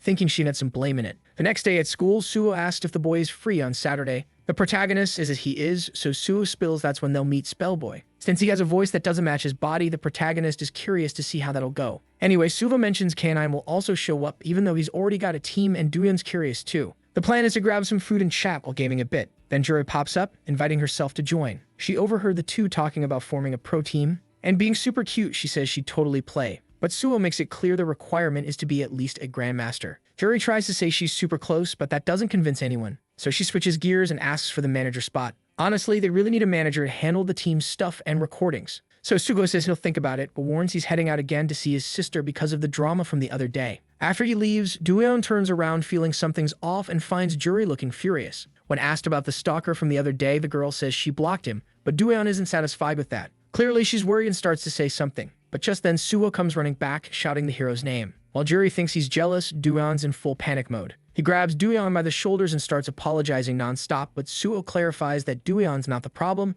it's the gamer community. In a forum called 10 Reasons Why Sekapomp is a Hack User, some internet troll went public to spread hate, claiming he had a headshot after a 180-degree turn. Little by little, what was becoming a fact in the community was reaching his friends. But Doyeon still can't wrap her head around what they mean by that. Maybe because she's innocent. The girl doesn't get what these so-called hacks are. She asks if it's the same thing nerds do when they hack computers. Then the blonde explains that what's being discussed are aim assist programs for players, and that they basically do all the work for him, because with just a click, 100% accuracy is guaranteed. Once again, with pure innocence, the girl gets hyped to use it too. However, the blonde makes sure to explain the cheating rules in games. Finally, Juri gets the problem and asks if the hero got caught, which he obviously denies. Suo even asks if she's joking because he's sure the protagonist is the definition of a legit player. Doyeon starts scrolling through those nasty messages on her phone. But the one who gets mad is the blonde, fed up with the jealousy of others, and he says it'll fix this for the team's honor. With the self-proclaimed queen of gossip, Juri insists that rash decisions only make things worse, and that it'd be better for the person involved to explain themselves in person. But it's natural for him to worry about Doyeon's situation. Getting back to the point, Suko first asks if the boy is okay. He says he's not too worried, but a bit embarrassed they're talking about him. However, there's nothing to stress about since he wasn't using hacks.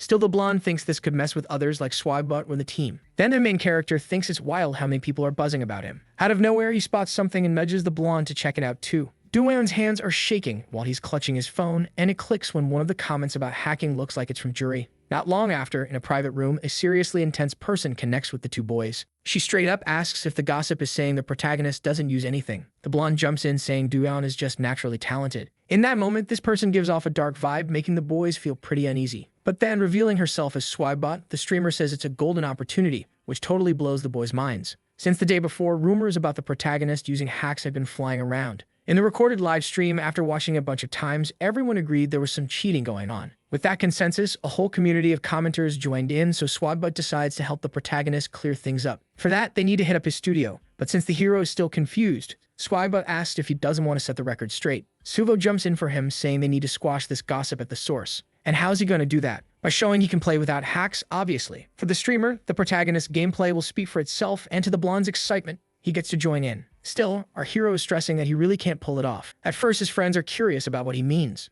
But Doyeon just yells that he won't explain anything and bails from the lobby, leaving the streamer feeling like he messed up and the blonde unable to clarify anything. That night, at home, before crashing, the protagonist thinks he needs to explain somehow. But he can't, and when he grabs his phone, he sees a message. Swineboat says he doesn't have to show up if he doesn't want to, but insists he can't let this slide. Doyeon, on the flip side, thinks it's better to let it go because he doubts it'll matter and is more worried about Juri. But when he shuts his eyes, the words about being a hacker echo in his mind again. All those nasty comments calling the protagonist a loser and hurling hate feel way too real. And the anxiety in his chest grew so much that sleeping became a struggle. Unfortunately, the next day his assumption was totally off. Because while strolling through the hallways, everyone was buzzing about the hacking rumor. Some said people like him should be kicked out, while others were laughing and calling him a fraud for being treated like someone important by Jay. His name kept popping up, and for Doyeon, it definitely wasn't better than proving himself live. On the walk home, the player's sister questions what she's hearing. Apparently, Sarah wanted her to spy on the protagonist to get the scoop, and since the girl got annoyed, it was said her allowance would be cut if she didn't. So she had no choice but to follow her older sister's orders. In the background, Juri walks with a tired look, thinking the weekend is still ages away, until she bumps into Sugo. Of course, she does her best to hide that exhausted face and greets the blonde as cheerfully as possible. Juri asks if he wants to catch a movie on Saturday, but as usual, he declines, saying he has plans. In that case, she asked if he's free on Sunday, but Suho says he doesn't have anything he wants to watch and can't play because his sister is sick. Juri gets annoyed by the constant rejection, but reminds him there's something she needs to ask. He warns that he wants to know something, but the girl rushes him off and calls Duyeon over, changing the subject. This makes the protagonist realize he's being used and start to feel anxious. Suho is worried about the hero's state, so he mentions that he hasn't been able to rest properly. With all these issues, the blonde doesn't even know where to start. In classroom 6 of the first year, some students are venting about a troll in the match they played. But what everyone's really talking about is the queen bee of the Cbon blog probably being at this school. A girl asks who it is, then the boy spills that it's the one and only Juri, the pretty girl in class, because both her name and the school popped up in the blog's data. The question was why she was being targeted again, but apparently it was for having seduced someone to boost her ranking. The message left for Queen Bee, or Flower Juri, which was her nickname, spilled the tea on her first quick match with this dude. They hopped into the voice chat and started gaming together, and as time flew by, they got super close. He was in master rank, while Juri was chilling in silver, always saying how much she wanted to level up. So being all smitten, the guy helped her grind until she hit master 2. Then they planned to meet up to celebrate, but right before that, Juri ghosted him on all social media and vanished. A bit later, the guy tracked her down, but surprised she had a boyfriend, and to keep new victims at bay, her ID got leaked. Naturally, this drama stirred up some serious outrage over Juri's icy behavior towards the guy. Despite her cute face, the whole school pretty much agreed she was not a nice person. So when a student named Hyamina walked into the classroom, they quickly pulled her over. They spilled the whole story, leaving her shook, especially when she realized Queen Bee was the Juri Yoon she knew. Since Hyamina went to elementary school with her, they asked her about Juri's vibe. Still kinda hesitant, she apologized, saying it's not cool to talk trash about people who aren't around. With Suho always lurking nearby, the students thought he might be the next target. And even though Hyamina insisted Juri wouldn't do something shady, everyone was already convinced. Anyway, when she turned away, that sad look on her face totally crumbled. Because without even getting involved, she had already planted some serious doubt in her classmates' minds. Later, Suho mentioned that Jay said to find Spellboy first since he would be late. So the hero got it, and from his face it was clear he was still feeling the heat from the comments.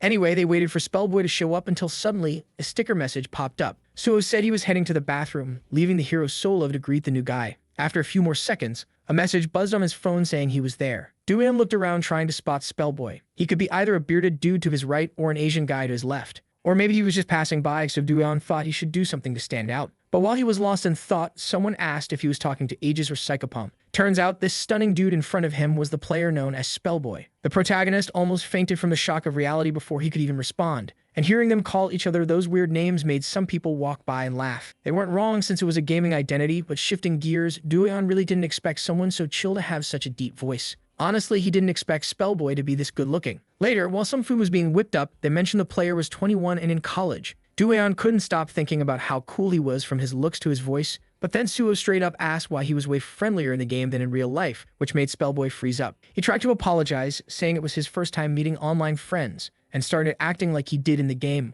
but it felt super awkward. Honestly, the guy admitted that, not having many friends, he didn't know how to handle this kind of vibe. Because in reality, he had this chill personality, but in the game, he was a total chatterbox with tons of friends and zero fear. Anyway, they asked if he still wanted to join the team. And the guy said yes, after all, he wanted to do his best to repay them and Swibot, who pulled him out of a lonely time. But first, he warned that he needed to get close to Duyeon to see if he was really a hacker or not. In the game, a one-on-one match with 10 rounds was about to kick off. And even though the protagonist was a bit shy, Spellboy wasn't much different. Despite the guy's hands shaking in the game, he played his role as a provocative chatterbox. Then Suho got hyped to see what would go down and declared the start of the match. Right from the jump, Spellboy loaded his weapon and dashed to see if his buddy was really good. But just as he was about to keep trash-talking, he got shot right in the head, cutting off all that smack, making him drop to his knees. Then Spellboy, who had already played with legends in ranked matches, faced a whole new level of insane skill. After the match wraps up, the vibe gets super tense, and the main dude is totally freaking out. Out of nowhere, Spellboy pops up, accusing him and demanding he switch computers. Suho tries to chill everyone out, but then another guy jumps in, saying they didn't even have time to set up any hacks. This dude tells Spellboy to recognize talent when he sees it, and of course the boys are all kinds of confused by this guy. Suho steps in, explaining it's K9, but that just makes things even weirder. Anyway,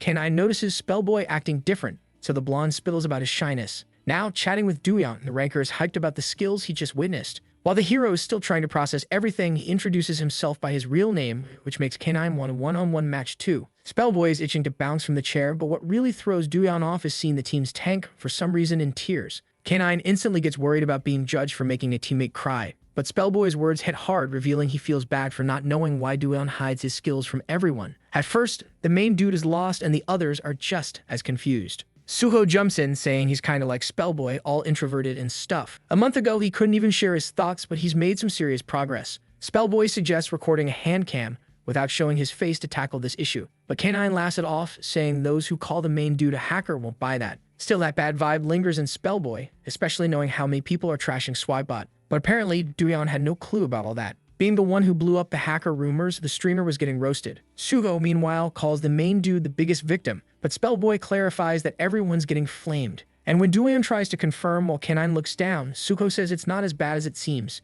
Anyway, about the team they're forming, Spellboy asks if it's for competition or not, because competitions are where they'll be facing a ton of people, so he's not joining unless Duyon publicly takes back what he said first. Later that night, the main dude starts stressing about having to show up in the competition. Thinking about his friends getting judged makes him sad and super reflective, but that thought gets interrupted when a loud, angry bark nearly makes him faint. The angry barker? Just a tiny dog, and guess what? Its owner is Juri, who's out for a stroll. Even though Rose is only 9, she's still a little menace. Anyway, she asks why Dueon isn't with Suho and if something's bothering him, especially since he usually seems way more hyped in the mopey look he's got now. Dueon spittles it, saying people are suffering because of him, but he's still scared of being judged. Even so, Juri points out that if he leaves things as they are, they'll just get worse. Which, funny enough, is exactly what the streamer said earlier. To cheer him up, she shows him the hate she's getting in the class group. But since the main dude wasn't even invited, she had to add him in first. Anyway, she quickly asks if Dueon thinks all that trash talk about him is true. But even if they both agree it's not, she knows no one will believe it. Juri mentions she's always been the center of gossip but has never done anything wrong. One day it all kicked off when some girl dumped her boyfriend because he liked Juri more, but that wasn't her fault. This time she explains that the gossip is about Suko being the target,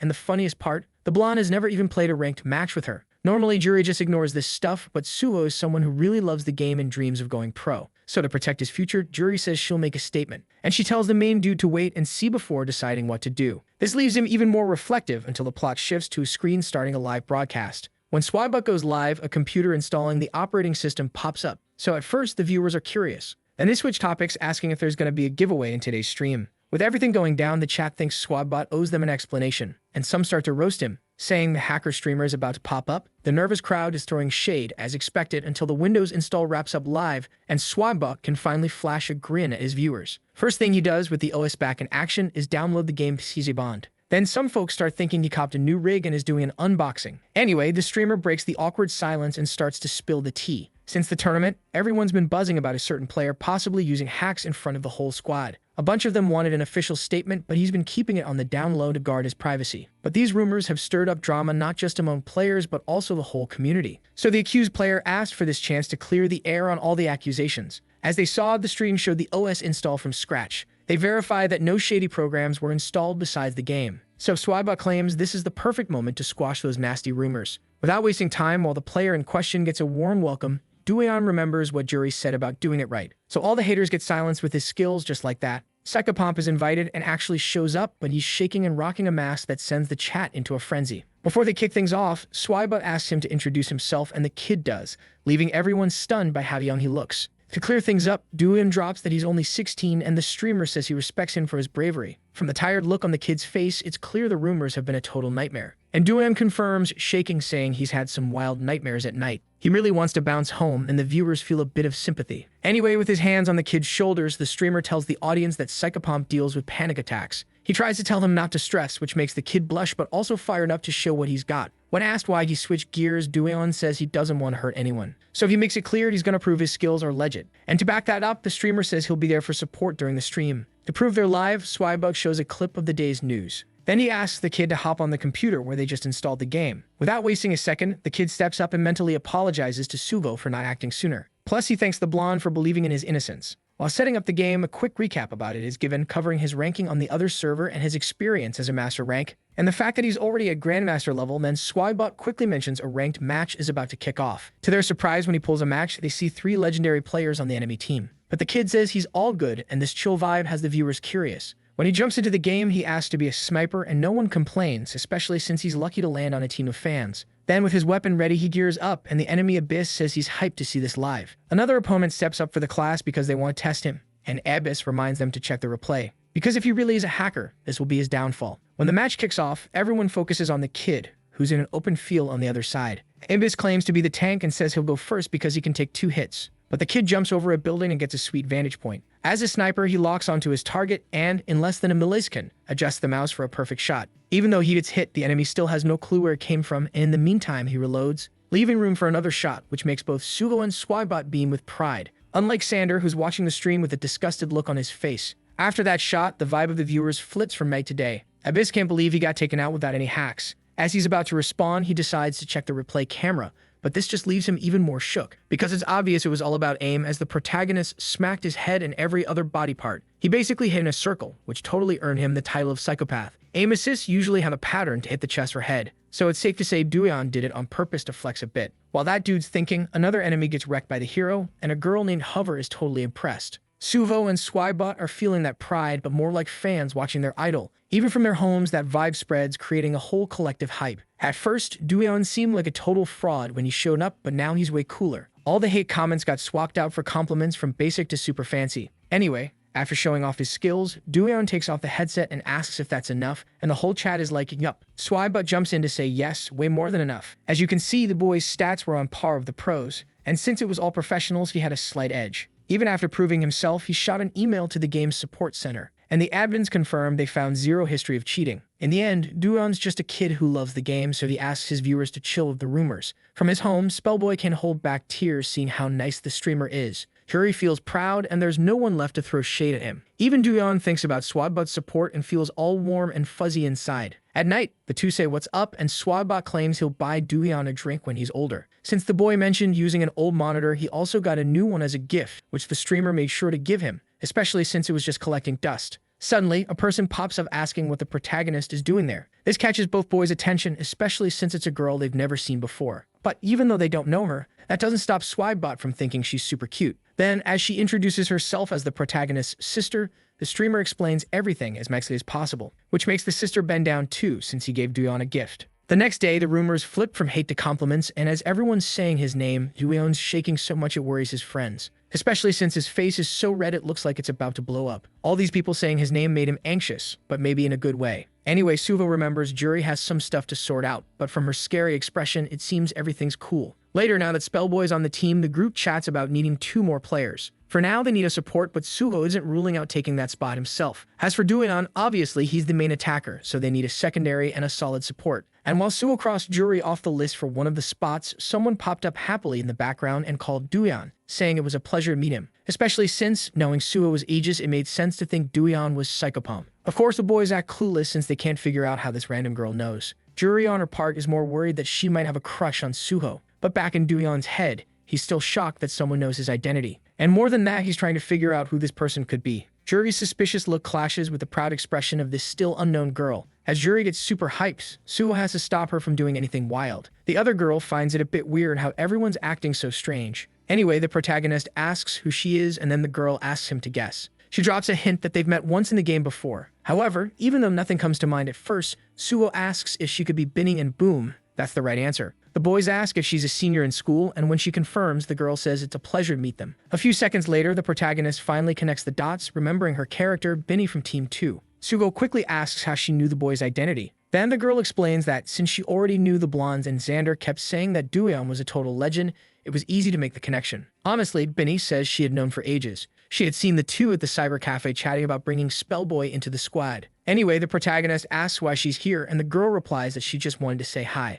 To introduce themselves, they say they're Dab and Park while Duyan does the same. Switching gears, Sugo practically yells the girl's name in a panic. He quickly asks if she has a team for the C-Bond yet, because if not, he wants to invite her to join their crew. After all, since she's a legendary ranked player, she must be aiming for the pro scene, but Juri is not vibing with that at all. Back in class, a bit later, the 4 names of the team members are scribbled on a piece of paper. To wrap it up, Suho has one more person in mind, but the biggest dilemma is what to call themselves. That is, until Juri pops up in front of his desk, snatches the pencil, and suddenly writes her player name under Binny's. Suho asks her to erase it, but practically in tears, the girl insists she needs to join the squad. As she said before, she's cool with being just a manager, but super annoyed that he invited another girl. She asks why she can't play too. Suho didn't realize how much she wanted in, so he explains the responsibilities of being a pro. But since she decided to commit to the manager role, he figured it was chill to add her name too. So Sugo asks if she wants to be the group's manager, and without a second thought, Juri jumps at it, throwing herself onto the blonde as a thank you. In the end, this made both of them happy, even if for totally different reasons. Later, in a private group with just the members,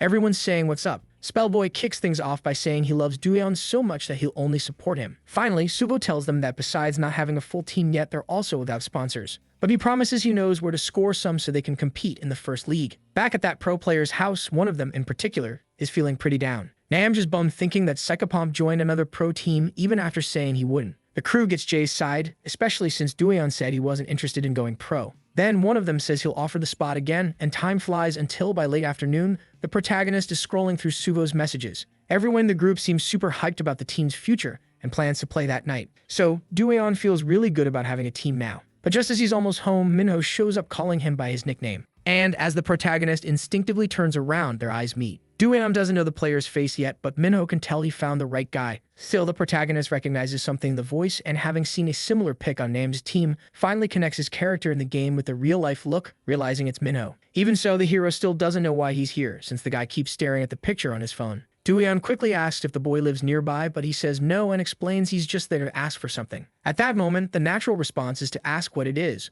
but what the boy didn't expect was to be invited to Minho's team. On a Siobhan map with a beach vibe, a pink energy gathers in an enemy's hand. And from his spot, he seems to be hunting for some victims. Binny is hiding in a corner, and beside her is Spellboy ready to roll. Then, as the tank activates his true form and charges in, the DPS covers him from behind with a flurry of shots, which in the end gets wrapped up with just one hit from Spellboy. Still, the battle isn't over because another enemy charges from behind. But this one meets a worse fate, as from the top of the beach observatory, Duyeon takes him out without mercy. With another win, Suho praises the team, saying they're working together like pros. Binny gives Spellboy props for being a human shield and even gives his head a little pat. This makes the girl super pumped to keep going, while Spellboy's face turns as red as a tomato. He tries to say he's way older than her, but she doesn't care. Shifting focus, Suho doesn't continue as excitedly because he notices Duyeon's expression is a bit off. Being his colleague, the blonde is gonna ask about this behavior that's way more distracted than usual. Then the protagonist says sorry if he messed up the game, promising he'll do better. But Suho insists that Duyeon is doing great, and still that doesn't seem to change anything. By the way, the blonde remembers Jay mentioning the hero the other day, sounding like he just got dumped. So after thinking it over, the protagonist decides to spill the tea, which of course leaves his friend shook after hearing everything. Honestly, it makes total sense for Duyeon to be #1 on their recruitment list,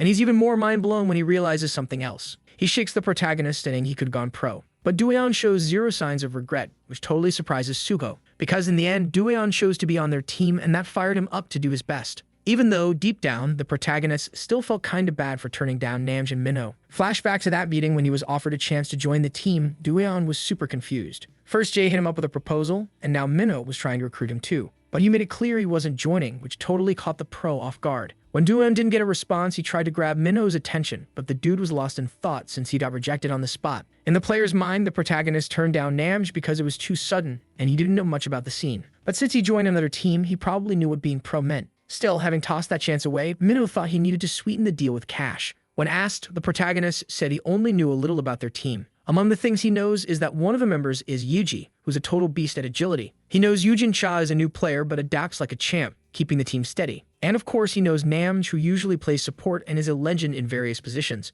Plus, he's got the 411 on Minho's own counter and tank skills. That said, the guy warned that he's ranked first on the Korean server, something the protagonist apparently didn't know until that moment. He said this to flex how strong they were to back up the proposal. Plus, they had their own dorm for the members, and the payment would be discussed. But even with all these perks, the protagonist's face showed a new vibe for Minho. Back to Duyeon's refusal, the guy asked if the boy's current team was really just a bunch of friends. And when he confirmed, Minho chuckled at this whole let's play for fun vibe. Even though he knew how hype it could be to set big goals with friends, he said they'd never go pro. At that moment, sure that Duyeon didn't want to go pro, Minho decided to drop it. But if his real goal was to snag first place, he made it clear that Duyeon would regret this moment. With those harsh words, he turned and bounced, leaving the protagonist feeling a chill. Moments later, while waiting for the elevator, Sarah found herself daydreaming about dinner. Plus, she wanted to know where Minho was because she wanted to reschedule the stream and he had ghosted. Just when she thought about him, the guy popped up in front of her, apologizing and giving her a mini heart attack. Minho quickly spilled where he had been, which made her even more surprised. She was worried about pushing her sister to chase after the protagonist, so she asked if he managed to find him just with that doodle. But more importantly, she asked how it went because she honestly wanted him on the team. Sarah was super hyped about this, but Minho said they should look for someone else.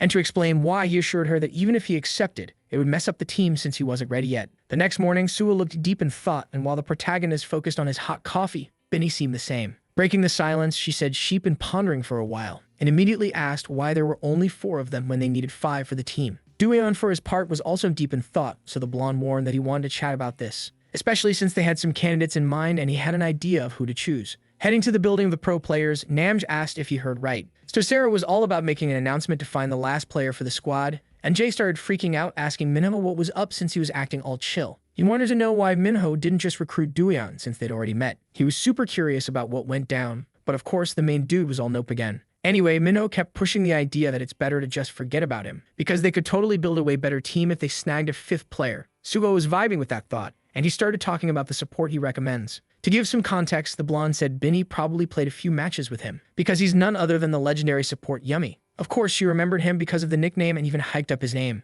Binny thought it'd be a solid pickup, since the guy doesn't rage in games, so he was down. As for the main dude's thoughts, he thought it'd be cool to play with him and was curious about how Yummy would roll. So putting the details on hold, Sugo first warned that Yummy lives in another city. At a school with the motto of creativity, commitment, and ethics, students were cruising through the hallways. Everyone was buzzing about Fikapom, or Reaper as he's known, being a total god at PC Bond. Then Sander, in particular, got super annoyed and started kicking everything in sight. He made sure to say that Doyeon isn't that great. And calling his classmates clueless, he threatened them that next time he'd wipe the floor with them. Then he stormed off without explaining why he was so mad. Still in the hallway, Sander couldn't stop thinking about how wrong these students were. He was fuming about this because even after losing to him, people kept hyping him up. Anyway, his rage didn't last long because suddenly he noticed some important messages on his phone. And when he got a call, he had to pick up right away, even though he already said he hates being contacted. Cianmin Ekaseed claimed to have news, but Xander shot back that he'd already seen it. The truth is, he was also thinking about it, because after waiting forever, his big chance popped up with the recruitment announcement from Namj's team. Sometime later in the game, Spellboy asked if it was true they were bringing Yummy onto the team. When Suho said yes, the boy mentioned he played a few times with him. Then the blonde thought it'd be smart to jump into a game right away to test things out, so they started by putting that strong candidate in the match. Back at school, Sarah figured out from her sister's info why Jay was so ticked off at Minho. While the girl kept chatting, her sister insisted she wouldn't keep spying. Anyway, she just hung up on Sarah while a girl rushed past.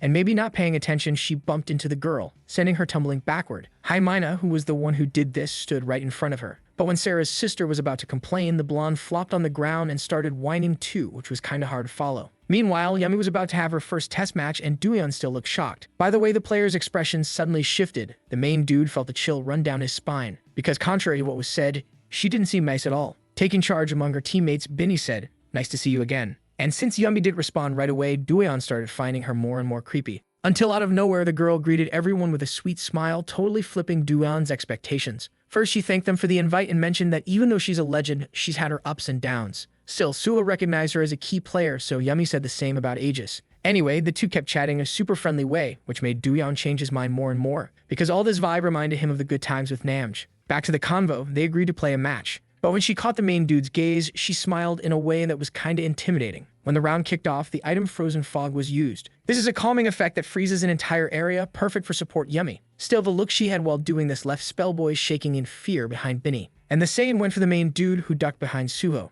Anyway, when those expressions faded, she motivated them kindly, just like Namj. Behind the team's biggest tank, which is Spellboy, the duelists moved forward. Without wasting time, a player from the other team bolts solo to take out the tank. But Spellboy stands tall, ready to take the hit, and the squad rallies together. Out of nowhere, Yummy, who's lagging a bit, spots some weird movement nearby. That's enough to set off alarms, and she quickly warns the crew. A few seconds later, she yells, giving the main character a heads up to aim left. Just as he does, after a quick search, she spots a sneaky piece of something hiding behind a wall. With lightning speed and precision, Doyeon takes aim and fires, nailing the enemy right in the weak spot. As the enemy goes down, Yummy's face lights up with excitement. She praises our hero's skills, leaving him all blushy and flustered. Noticing Spellboy struggling after losing his transformation, she casts a healing spell that brings him back to full power in no time. So, while she doesn't replace Nam, she definitely holds her own. But then Suho starts taking some serious hits, and Yummy just tells him to fall back. Binny's locked on an opponent up high, but her aim goes off. Instead of throwing shade, Yummy cheers her on, saying it's all good and she'll get it next time. Finally, the whole team is totally under Yummy's spell. At the end of the game, they ask her to join the squad, and she's all in. Suho starts rambling about going pro, but then realizes it's not even needed. Anyway, he heads off to celebrate while Yummy gives the main character a wave. When asked about the team name, Suho jumps in with the suggestion he thought of. Without overthinking it,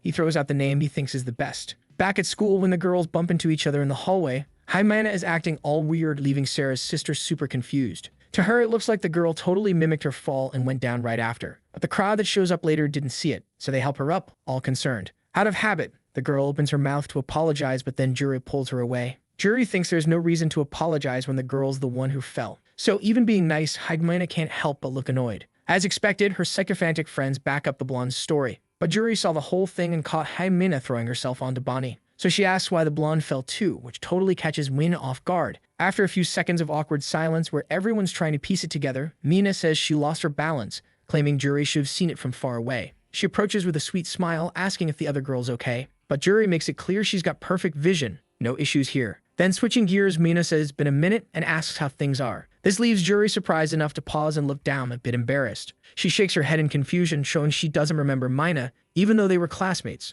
Juri really doesn't seem to care much, but just in case, she says it's nice to see her again. In the end, even the blonde's friends are a bit mesmerized by Juri's vibe. Then Mina's true feelings bubble up, and her fury shows. Anyway, Bonnie struggles to speak when she's cornered. So being defended like that, she starts to admire Juri for real. Back in class, Juri hears about this yummy who snagged the last spot on the team. Since they want to practice more as a squad, Sugo asks for a practice match. Being the team manager, Juri jumps in to help without a second thought. As they say their goodbyes, Sugo asks when the schedule will be ready. At some point after that convo, Juri types on her phone but starts to freak out. She just realized Sugo told her to do something she has no clue about. The blonde mentioned arranging a scrim, but Juri has no idea it means practice match. The worst part? She can't ask Sugo since she's the manager, but just when things get tense, Bonnie shows up with a gift. To explain, she says it's her thank you for the other day, leaving Juri totally surprised by the gesture, especially since she doesn't even remember helping Bonnie with anything. And of course, this makes Bonnie's happy face drop completely. In screams, she warns about when she fell and got helped, but Juri brushes it off. And the girl says she's fine, even though her hand's all messed up. Anyway, she spots Juri's phone with the search tab open and asks about scrim. Juri freaks out and yells for her not to peek in her phone, but Bonnie's still curious if it's about CZ Bond,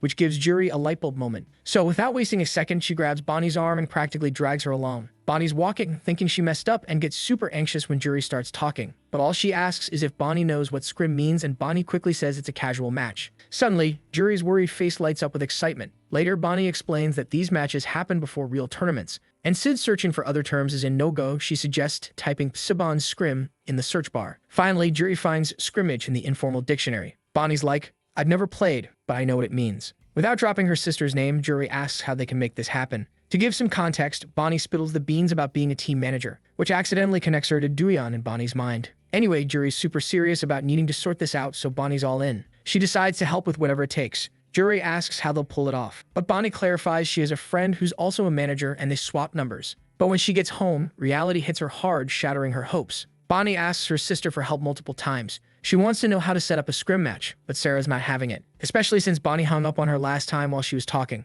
About that, Bonnie tries to apologize, but remembers she's already asked for a lot. Sarah thinks it's weird Bonnie's making such a specific request since she doesn't even play. So Bonnie has to admit she has a friend who's curious about it. And with that, Sarah agrees to help out of sheer curiosity. To kick things off, Sarah says they need a community first. She warns that info is key and mentions several sites on the topic. One site she highlights is all about CZ Bond. Bonnie's shocked to see Duyan as the cover story on the community site. It explains that you can schedule a scrim by sending an invite on the site, or just set it up more casually like coordinating with friends. But Sarah insists that there's a better way to do it, and that's through an app called Concord. Of course, Bonnie's clueless about the app and thinks the name is weird. Her sister explains it connects players via mic chat, but that just confuses Bonnie more since you can do that in the game. So Sarah clarifies that the app is way better and more convenient. In the chats, there are tons of discussions about scrim matches, and in the dedicated chat, over 200 people are connected. Sarah says teams looking for matches usually leave messages and are proactive. That's why she tells Bonnie to just drop the date and wait for a response. Or if not, slide into DMs with the player's private contacts.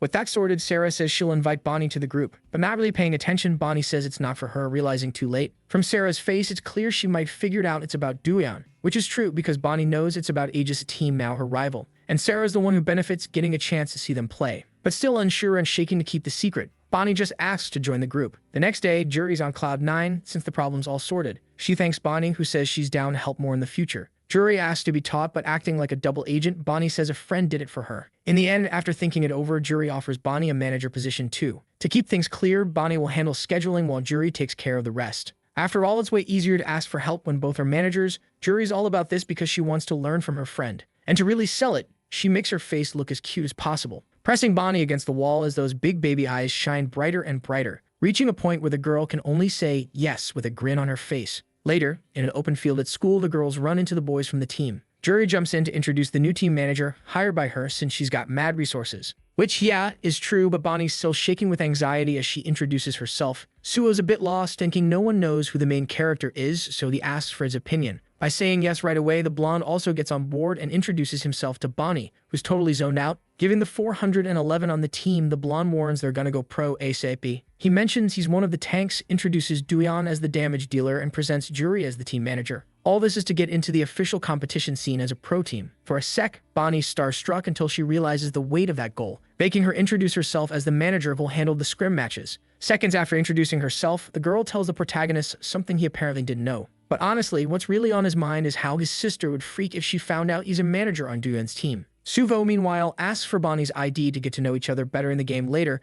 but she's got nothing. Anyway, at some point later, a chip recharge gets done. But out of the three behind this, only Juri seems hyped. Juri asks how the protagonist feels with two cuties walking beside him. Suvo couldn't come while Bonnie's seriously pondering who the second cutie is. Still, they gotta help the new manager set up an account. And ironically, this task lands on Duyan, who ends up in the wrong server because he's clueless too. In the end, Juri finds the whole thing hilarious, but then gets serious since she's got a big issue to tackle. Heading to Suvo's house, he asks if his sister needs anything else, and even though they live in the same mansion, he tells her to call, since he'll be busy playing a bit with his team. But after the blonde leaves, the sister grabs a book and starts mumbling complaints while reading. When everyone hops into the game through an invite, Juri, being the first to chat, says she wants to create a skin for the team. Next up is Bonnie, whose nickname is Soybean. The girl's bangs look longer, but not just that, her whole character is reimagined. When she meets Juri, she's blown away by how cute her character is, but Juri says the same. This was the perfect moment for the manager to flex how much cash she dropped. But she doesn't keep bragging since Bonnie's weird way of moving is too distracting. The second manager yells that her screen is spinning non-stop. Even though she's seen it a million times, this is her first time dealing with the controls. Then, after a bit, she stops completely dizzy. To help out, Juri tells her to focus on her left hand. Since it's a game with familiar keys, she warns Bonnie to rest her hand on the WASD keys,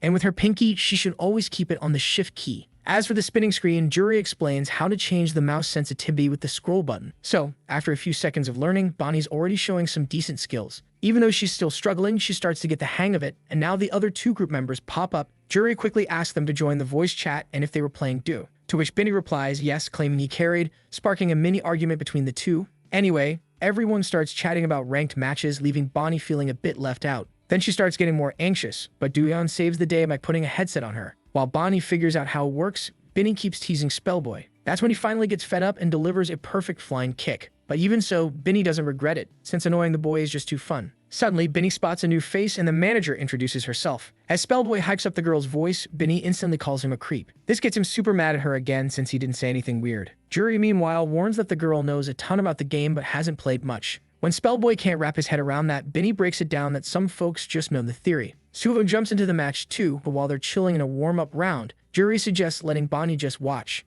Yami isn't there yet, but they're already scouting for the match, and Bonnie thinks it's awesome to hear everyone through the headset. For the game mode, the main character suggests a 3-on-3, but Bonnie keeps daydreaming about playing with a buddy at home and another one who's far away, and she's totally vibing with all of this. At the end of the day, Bonnie spittles all her feels, even though she just watched. Finally, she remembers she needs to find a friend nearby and waves goodbye with a big smile. So the girl tracks her down and Juri calls Duyan to head home together, but on the way, something pops into the protagonist's mind that grabs his friend's attention. Even though he was the one who called her, he still couldn't get the words out. So, unable to handle the suspense, Juri tells him to just say it already. But just from the boy's face, the girl figures out what's up. She asks if Duyan saw her monitor, and since he doesn't answer, it's obvious he did. As expected, there was a lot of disrespect there, probably thanks to that suitor, since they now knew his nickname. Even without knowing them, juniors and seniors from school were throwing shade like she's cute for a, and Duyan could feel the weight of those words for her. But Juri insists he shouldn't sweat it after all, they're friends. She really tells him not to be so down, especially since she's juggling a ton of stuff as a manager. First, she's got to sort out the uniform, plus the marketing and motivation for the team. She's even seen managers making lemonade for their players, so getting distracted isn't an option. Meanwhile, Bonnie's friend asks if she got closer to Juri after falling. Then Bonnie says that, even though she's tough to approach, she's super cute. About their night, the girl spills all the gaming fun they had at the cyber cafe. That was her first time playing, and it was a blast.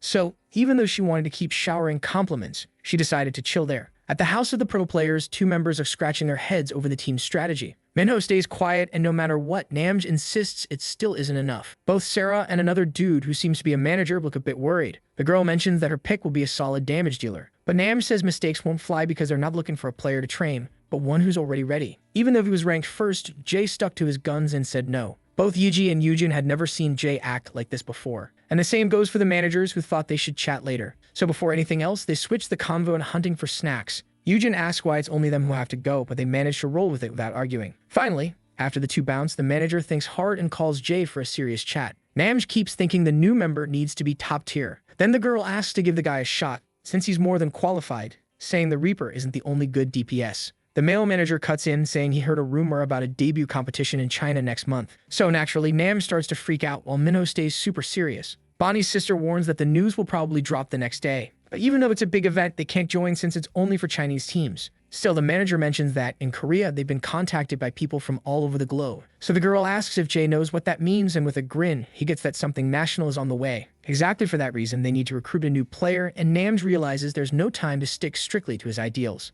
Therefore, he's cool with the manager doing whatever it takes, and Minho just keeps quiet about it. Later that day at school, Suho rolls up to Yumi with a grin that could light up a room, totally throwing her off. Especially since he barged into her classroom and was snagging all the attention from her classmates. So naturally, she gives him a solid stomp right in the shin. Once they're alone, she asks what the blonde wants, but Suho just says he's down to chat. He's curious about her thoughts as a legendary level player. So Yumi straight up says she's not there to complain. She's a solid healer and can't throw shade at Duan. Plus, Binny gives a shout out to Spellboy, saying his movement lines are clutch for rotations. But she doesn't ignore his habit of ghosting the team sometimes. Honestly, the only one Binny's worried about is the blonde himself. He was supposed to be a damage dealer after all. Binny calls him out for having more deaths than kills, but instead of sticking to support, she suggests he dive into the tank class. Surprisingly, the blonde takes this with a smile. Yumi's left confused, since you'd expect him to whine about the critique. So she returns the honesty with a gentle pat and some words of encouragement. Switching gears, they both agree that Suvo's got a lot to learn, even being just a year younger. And about the managers, Yumi thinks they're doing a solid job. Even though she wasn't a fan of Jury at first, she came to see her worth, and Bonnie's the same. By some twist of fate, they're all in the same year, but Suho admits he still doesn't know Bonnie that well. Anyway, Binny says she's got a question. About the protagonist's secret identity, she wants to know how Bonnie reacted when she found out.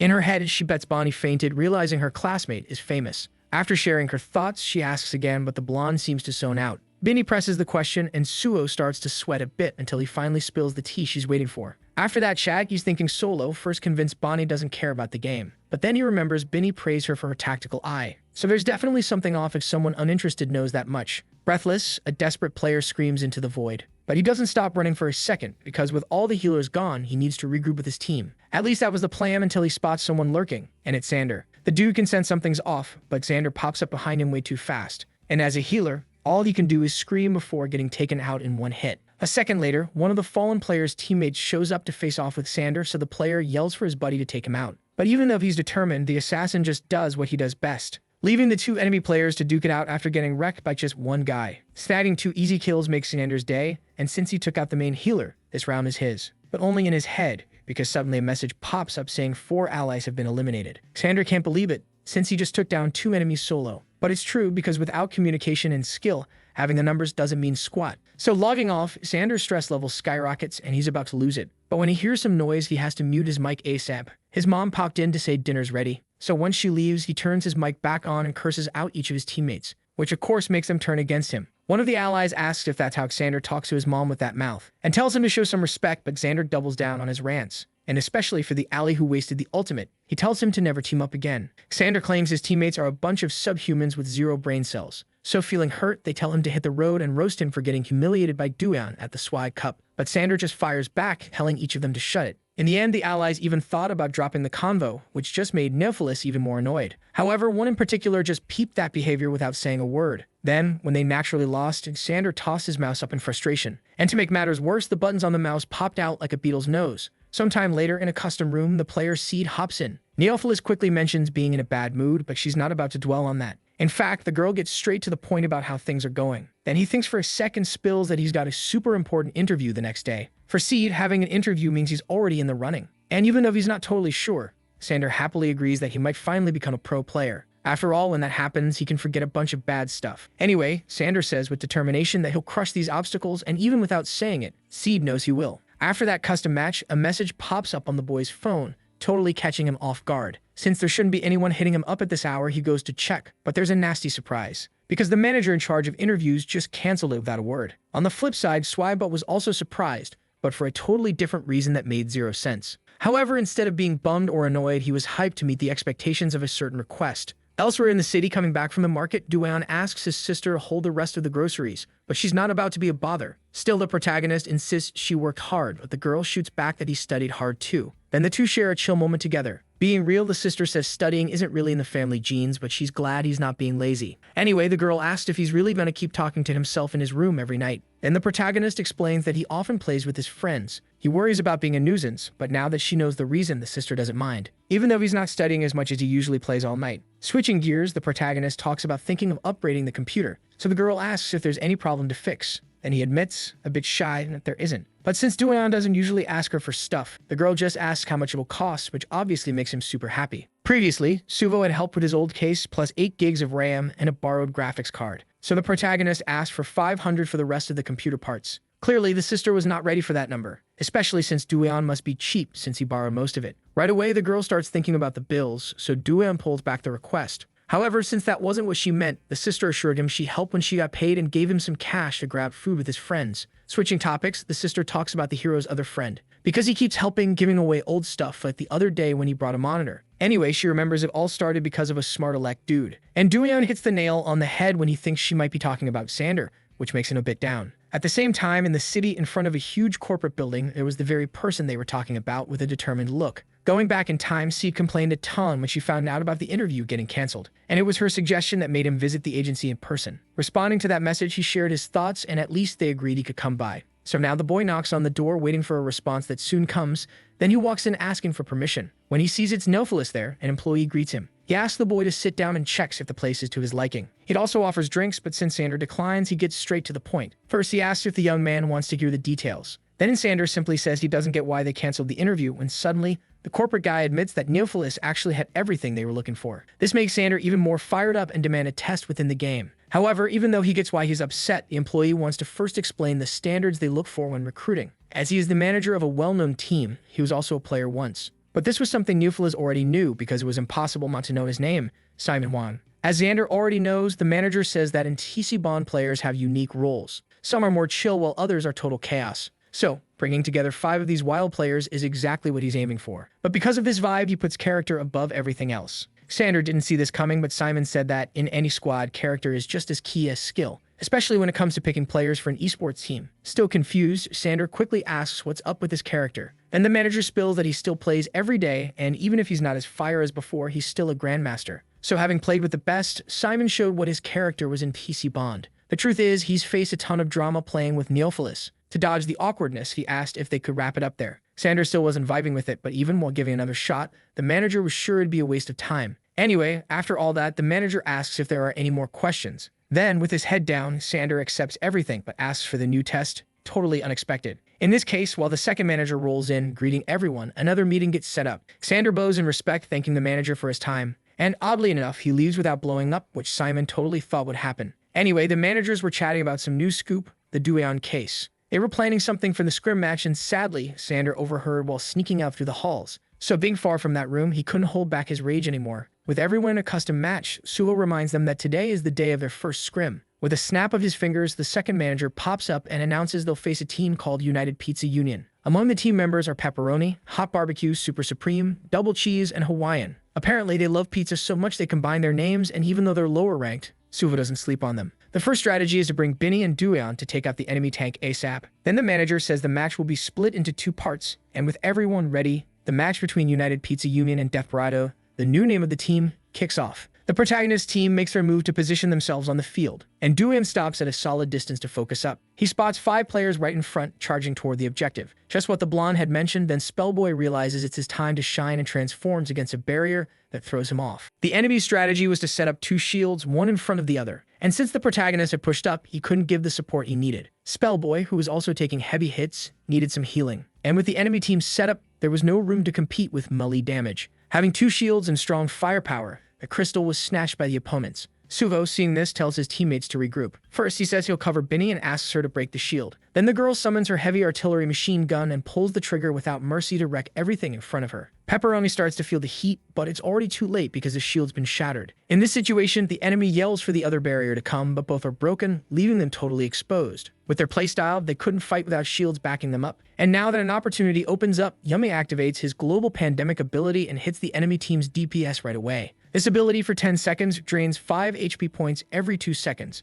Plus, the affected player spreads the same effect to all allies within 3 meters. Naturally, the DPS had no choice but to back off. But that's exactly what needed to happen for Duyan to take him out without breaking a sweat. Anyway, things start to get desperate for the enemy team. And at the last second, all they could do was complain about not having a ranged DPS on their squad. Back in the custom room, the managers ask how the experience was. Suvo says he's down for 3 rounds, and Jury mentions she recorded everything. Finally, Suvo's big question goes to Binny, asking her how she did in the game. But this time, the girl says she has nothing to complain about, much to the boys' delight. Spellboy, for his part, says he felt more tense than in ranked matches. But Binny makes sure to cheer him up, telling him to just celebrate. In any case, a message on the blonde's monitor grabs attention. But even though it's good news about an update, it turns out the game is going into maintenance. But way more important than that, a player named Swybutt suddenly hops into the match. When he joins, he greets everyone with a grin, and Spellboy especially is totally hyped. So hyped that Binny feels a bit left out, which is kinda sad. Anyway, Swybutt asks how things are going since he knows about the scrim match. But then switching gears to what he really wants to know, Sugo asks if what he heard is actually true. There was an announcement, and without missing a beat, everything was laid out, leaving Suho more skeptical, because apparently they were accepting applications for a competition happening in Korea. And as if that wasn't enough, judging by the team's excited faces, Swybot proudly reveals he'll be the main commentator at the event. Being buddies with Swybot, both Suvo and Duyan are stoked. Spellboy, of course, is also pumped, but on a whole other level. Anyway, Swybot says he loves the vibe of the game and is even more into the part where he interviews the players. But knowing he still needs to level up his game knowledge, he asks Suho and Duyan for a little help. Later, Swybot tells the boys to go for it. So, while chilling in a restaurant, Sugo starts dating into his plate. He also asks if he can drink, but obviously, Swybot wouldn't let a minor do that. Anyway, while munching, Suho notices something's off with Duyan. He wanted to eat, but he's overwhelmed by all the options. This is his first time dining in such a fancy place and trying these gourmet dishes. But besides that, it's also his first time with something else he's not ready to spill yet. Flashback to when Swybot randomly said he wanted to have dinner with the 2 boys. Since he'll be narrating the competition, it makes sense he should know more about the game and the players. That's why he suggested interviewing the 2 over dinner, which the blonde was totally down for. But being a bit different, Duyan hesitated, saying he might not be able to help. However, both his friends shouted that he had no idea how much he mattered in the game. So if his friends believed he could help, he was in. Besides the 2, the streamer wanted to interview someone else. But since it wasn't confirmed yet, he said he'd have to call them first. Namj, who was first on that list, was also the first to shut down Swybot's request without mercy. He explained he was busy with team stuff, and as always, Minho said nothing, so the streamer had to roll with it, saying out loud that unfortunately he'd only be interviewing Duyan and Suvo. Maybe that was Swybot's strategy, because when he heard the protagonist's name, his heart raced. As he streamed the Swag Cup, the streamer said it made sense to call them first. Then Namj changed his mind and shouted Minho's name. All the while, the boy tried to remember his commitments, but Jay's insistence was so strong that he ended up crying and convinced his friend. Because of all this, back in the present, the 2 walk into the restaurant. However, before reaching their spot, Nam starts sweating bullets. To chill his buddy out, Minho jokes that the Reaper is just a high school student, but that only makes Nam's nerves go through the roof. Anyway, one of the restaurant staff points out their table. Namj can't stop thinking he's finally gonna meet the Reaper, but coincidentally, Duyan is also feeling anxious at the table. Finally, Namj introduces himself and Swybot thanks him for showing up. But to his surprise, the Reaper is exactly how he imagined. In fact, even more familiar than he thought, like a younger brother. In the protagonist's mind, he's also a bit shy about facing the 2 directly. Anyway, with dinner on the table, Swybot asked if players mess up during competitions, and they say yes.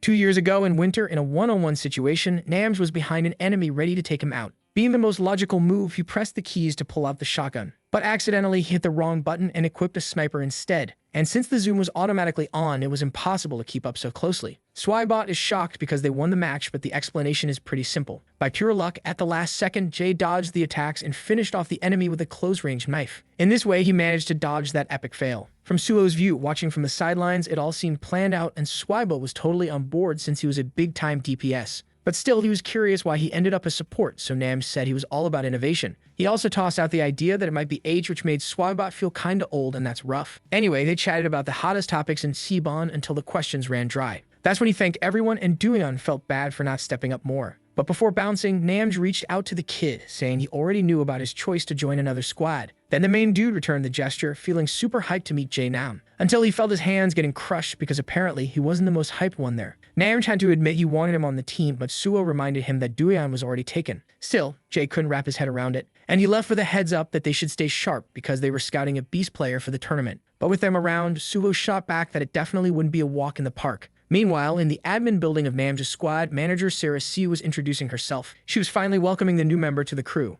On his stream, Swybot dropped the news that tournament signups were closed. He asked if everyone had signed up, but apparently, a lot of folks missed the boat. Still, they knew the competition wasn't putting any crazy rules in place. all amateur players are welcome, and the tournament doesn't mess with discrimination or hate. Whether you've got a sponsor or experience doesn't matter, everyone starts in the qualifiers. Sure, some might whine about this rule, but the streamer got word that the prize is way bigger than expected. The competition will go down in cyber cafes across Korea. So, while gunning for the top, Swiba warned he'd be traveling all over wishing everyone good luck. Later, Suho asked if Yumi was sure since he'd have to travel from Busan and ditch school, but the team member assured him everything was cool, which still didn't chill Suho's worries, being a straight-A student and all. Yumi said he wasn't joking about joining the team and mentioned he had a cousin in Seoul. Still, Suho offered to help if needed. It'd be sweet to have a sponsor since they were dealing with so many issues, but the blonde couldn't ask Swibot.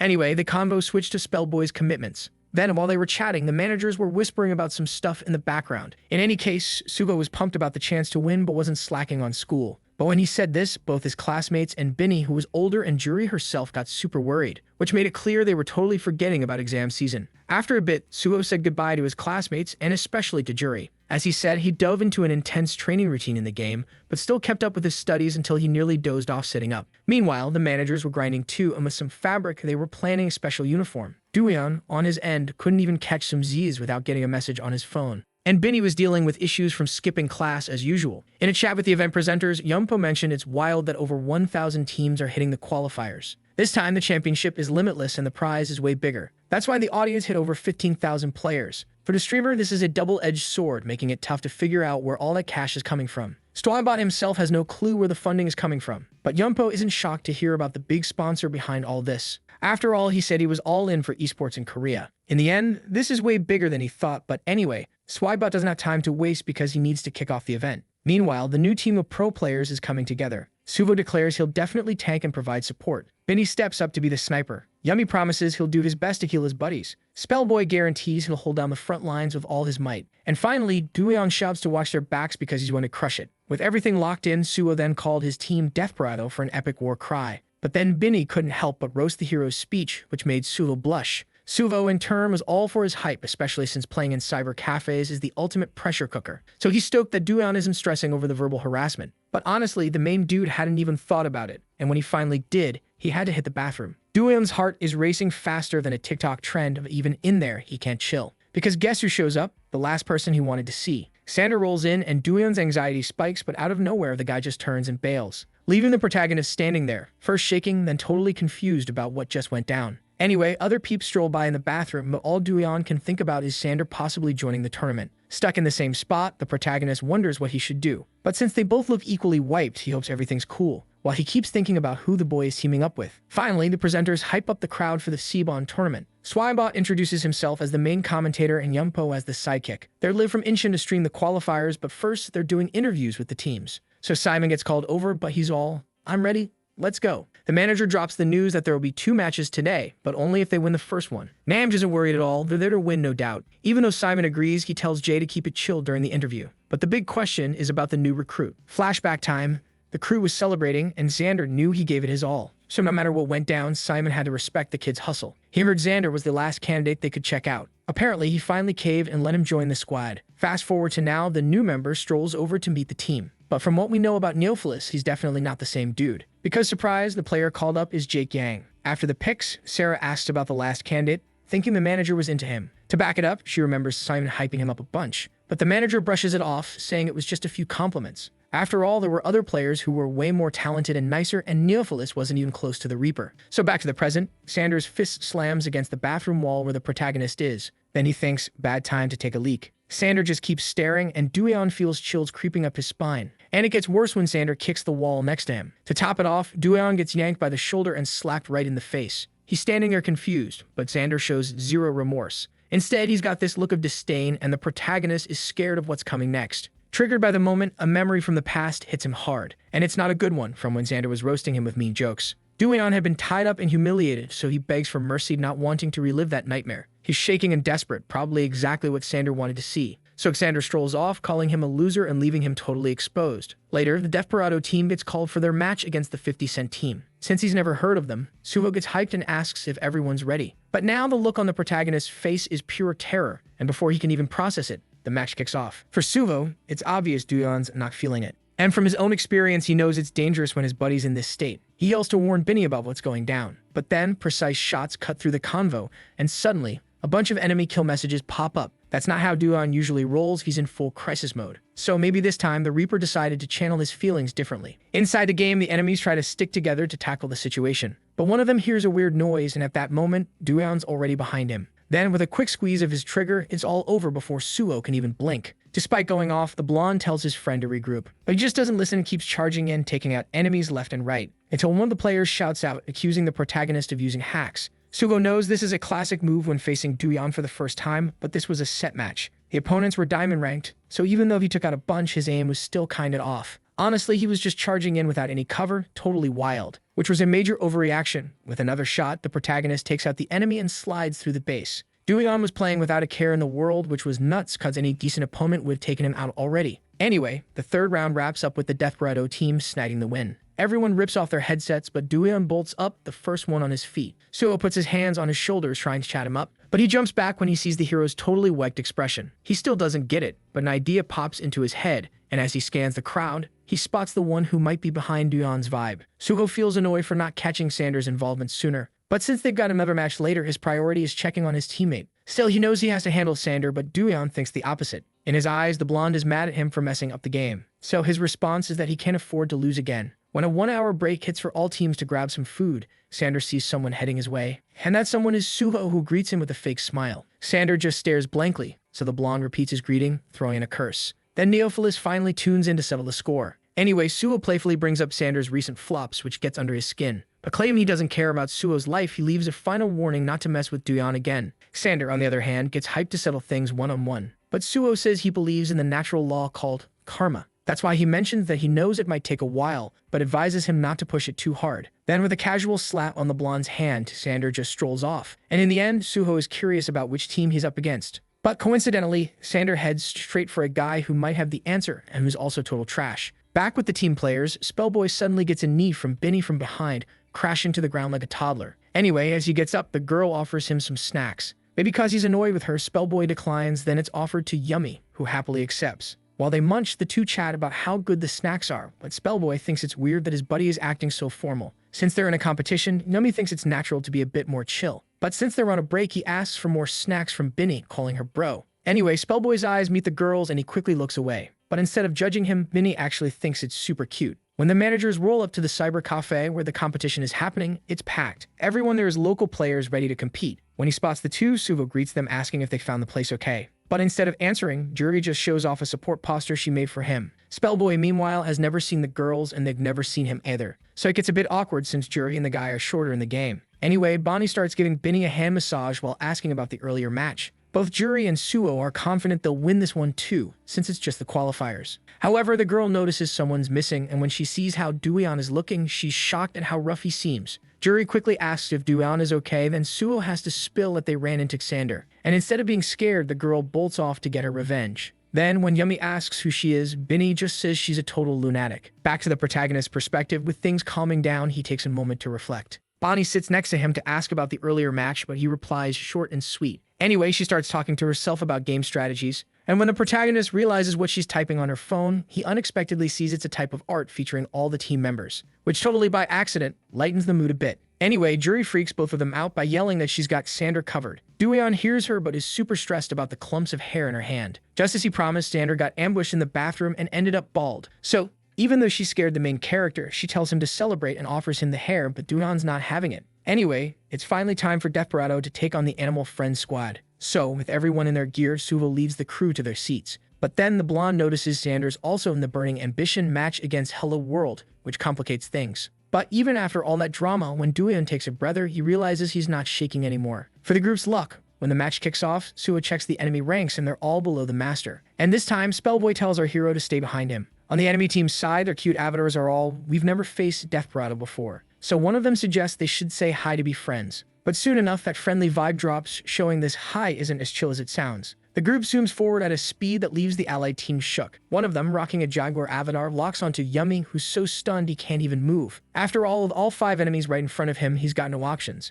Yummy yells to his team that he's never been targeted so intensely. But Do-yeon tells him to chill, saying he's got this, and takes out 2 of them with a few shots. Suho also catches an opponent who's not great at dealing damage and calls for the protagonist, who, responding without a hint of panic, makes him super happy. Just for that, he hugs his friend, saying he's proud of his progress, and for some reason, Do-yeon feels better. Sure, he's still scared of Xander, but memories of Jury standing up for him are flooding back. From those times she defended him, just like now when she got revenge for him. All of this was aimed at helping the protagonist shake off that trauma, and it finally worked. Desperado wraps up the match with a 2-0 win, moving on to the next day. On the flip side, Burning Ambition also gets announced with a perfect victory. But even with Xander right there and Sugo feeling salty about it, at least Do-yeon's feeling more confident. In messages, Sarah asks if her sister's in the next qualifier, and Bonnie replies that she is. Sarah gets the scoop on the 2 wins, and Bonnie hears about her older sister's team's success too. Anyway, Sarah already knew Desperado wouldn't go down without a fight. In the end, Eugen says they need to bounce now, so Sarah suggests hitting up a barbecue spot. From Bonnie's view, she doesn't get why Sarah is so into her team, but she definitely knows her sister's plotting something. Anyway,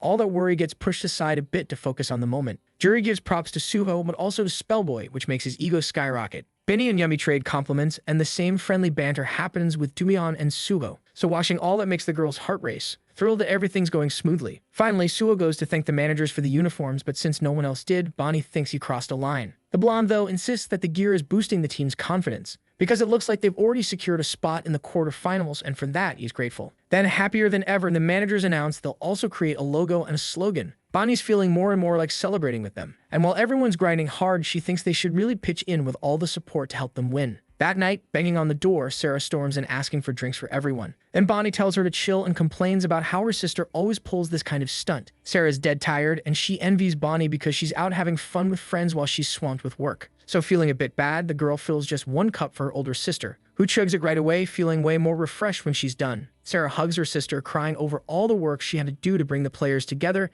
and handle the commitments. But she's also curious about where her sister's team will play next. However, the message for both was the same: return to the arena the next day. And to make things even crazier, Simon called, and the girl totally freaked out. Sarah picked up, staying chill, but made it clear she couldn't stand him. Anyway, about the game, she said Eugene and Yuji were crushing it. They had practiced all sorts of scenarios with Minho and Naeumj, so they were totally ready. Jake was also holding his own, even with the pressure of being the new guy. In Sarah's eyes, the dude loves the spotlight, and Yuji being all passive is kinda sketchy. She wished the girl would step it up and push harder, among other things Bonnie was curious about. So when the girl hung up and tossed her phone aside, jumping on the bed to crash, Bonnie interrupted, asking to be taught specifically how to talk like her. She wanted the secret to giving epic feedback, so Sarah saw a chance and asked to watch Bonnie's scrim match. Bonnie tried to dodge the request, but Sarah was all in, saying it was the quickest way to help the team. Plus, she made it clear she wouldn't learn to talk like her just to see the game through her eyes. After hearing her thoughts, Sarah said Bonnie would get the hang of it and could practice. Then, as Bonnie hesitated, Sarah reminded her she was kind of famous, putting her sister in a tough spot. But something way more important from her team was happening, because news about Psychopomp in the championship dropped in the group chat.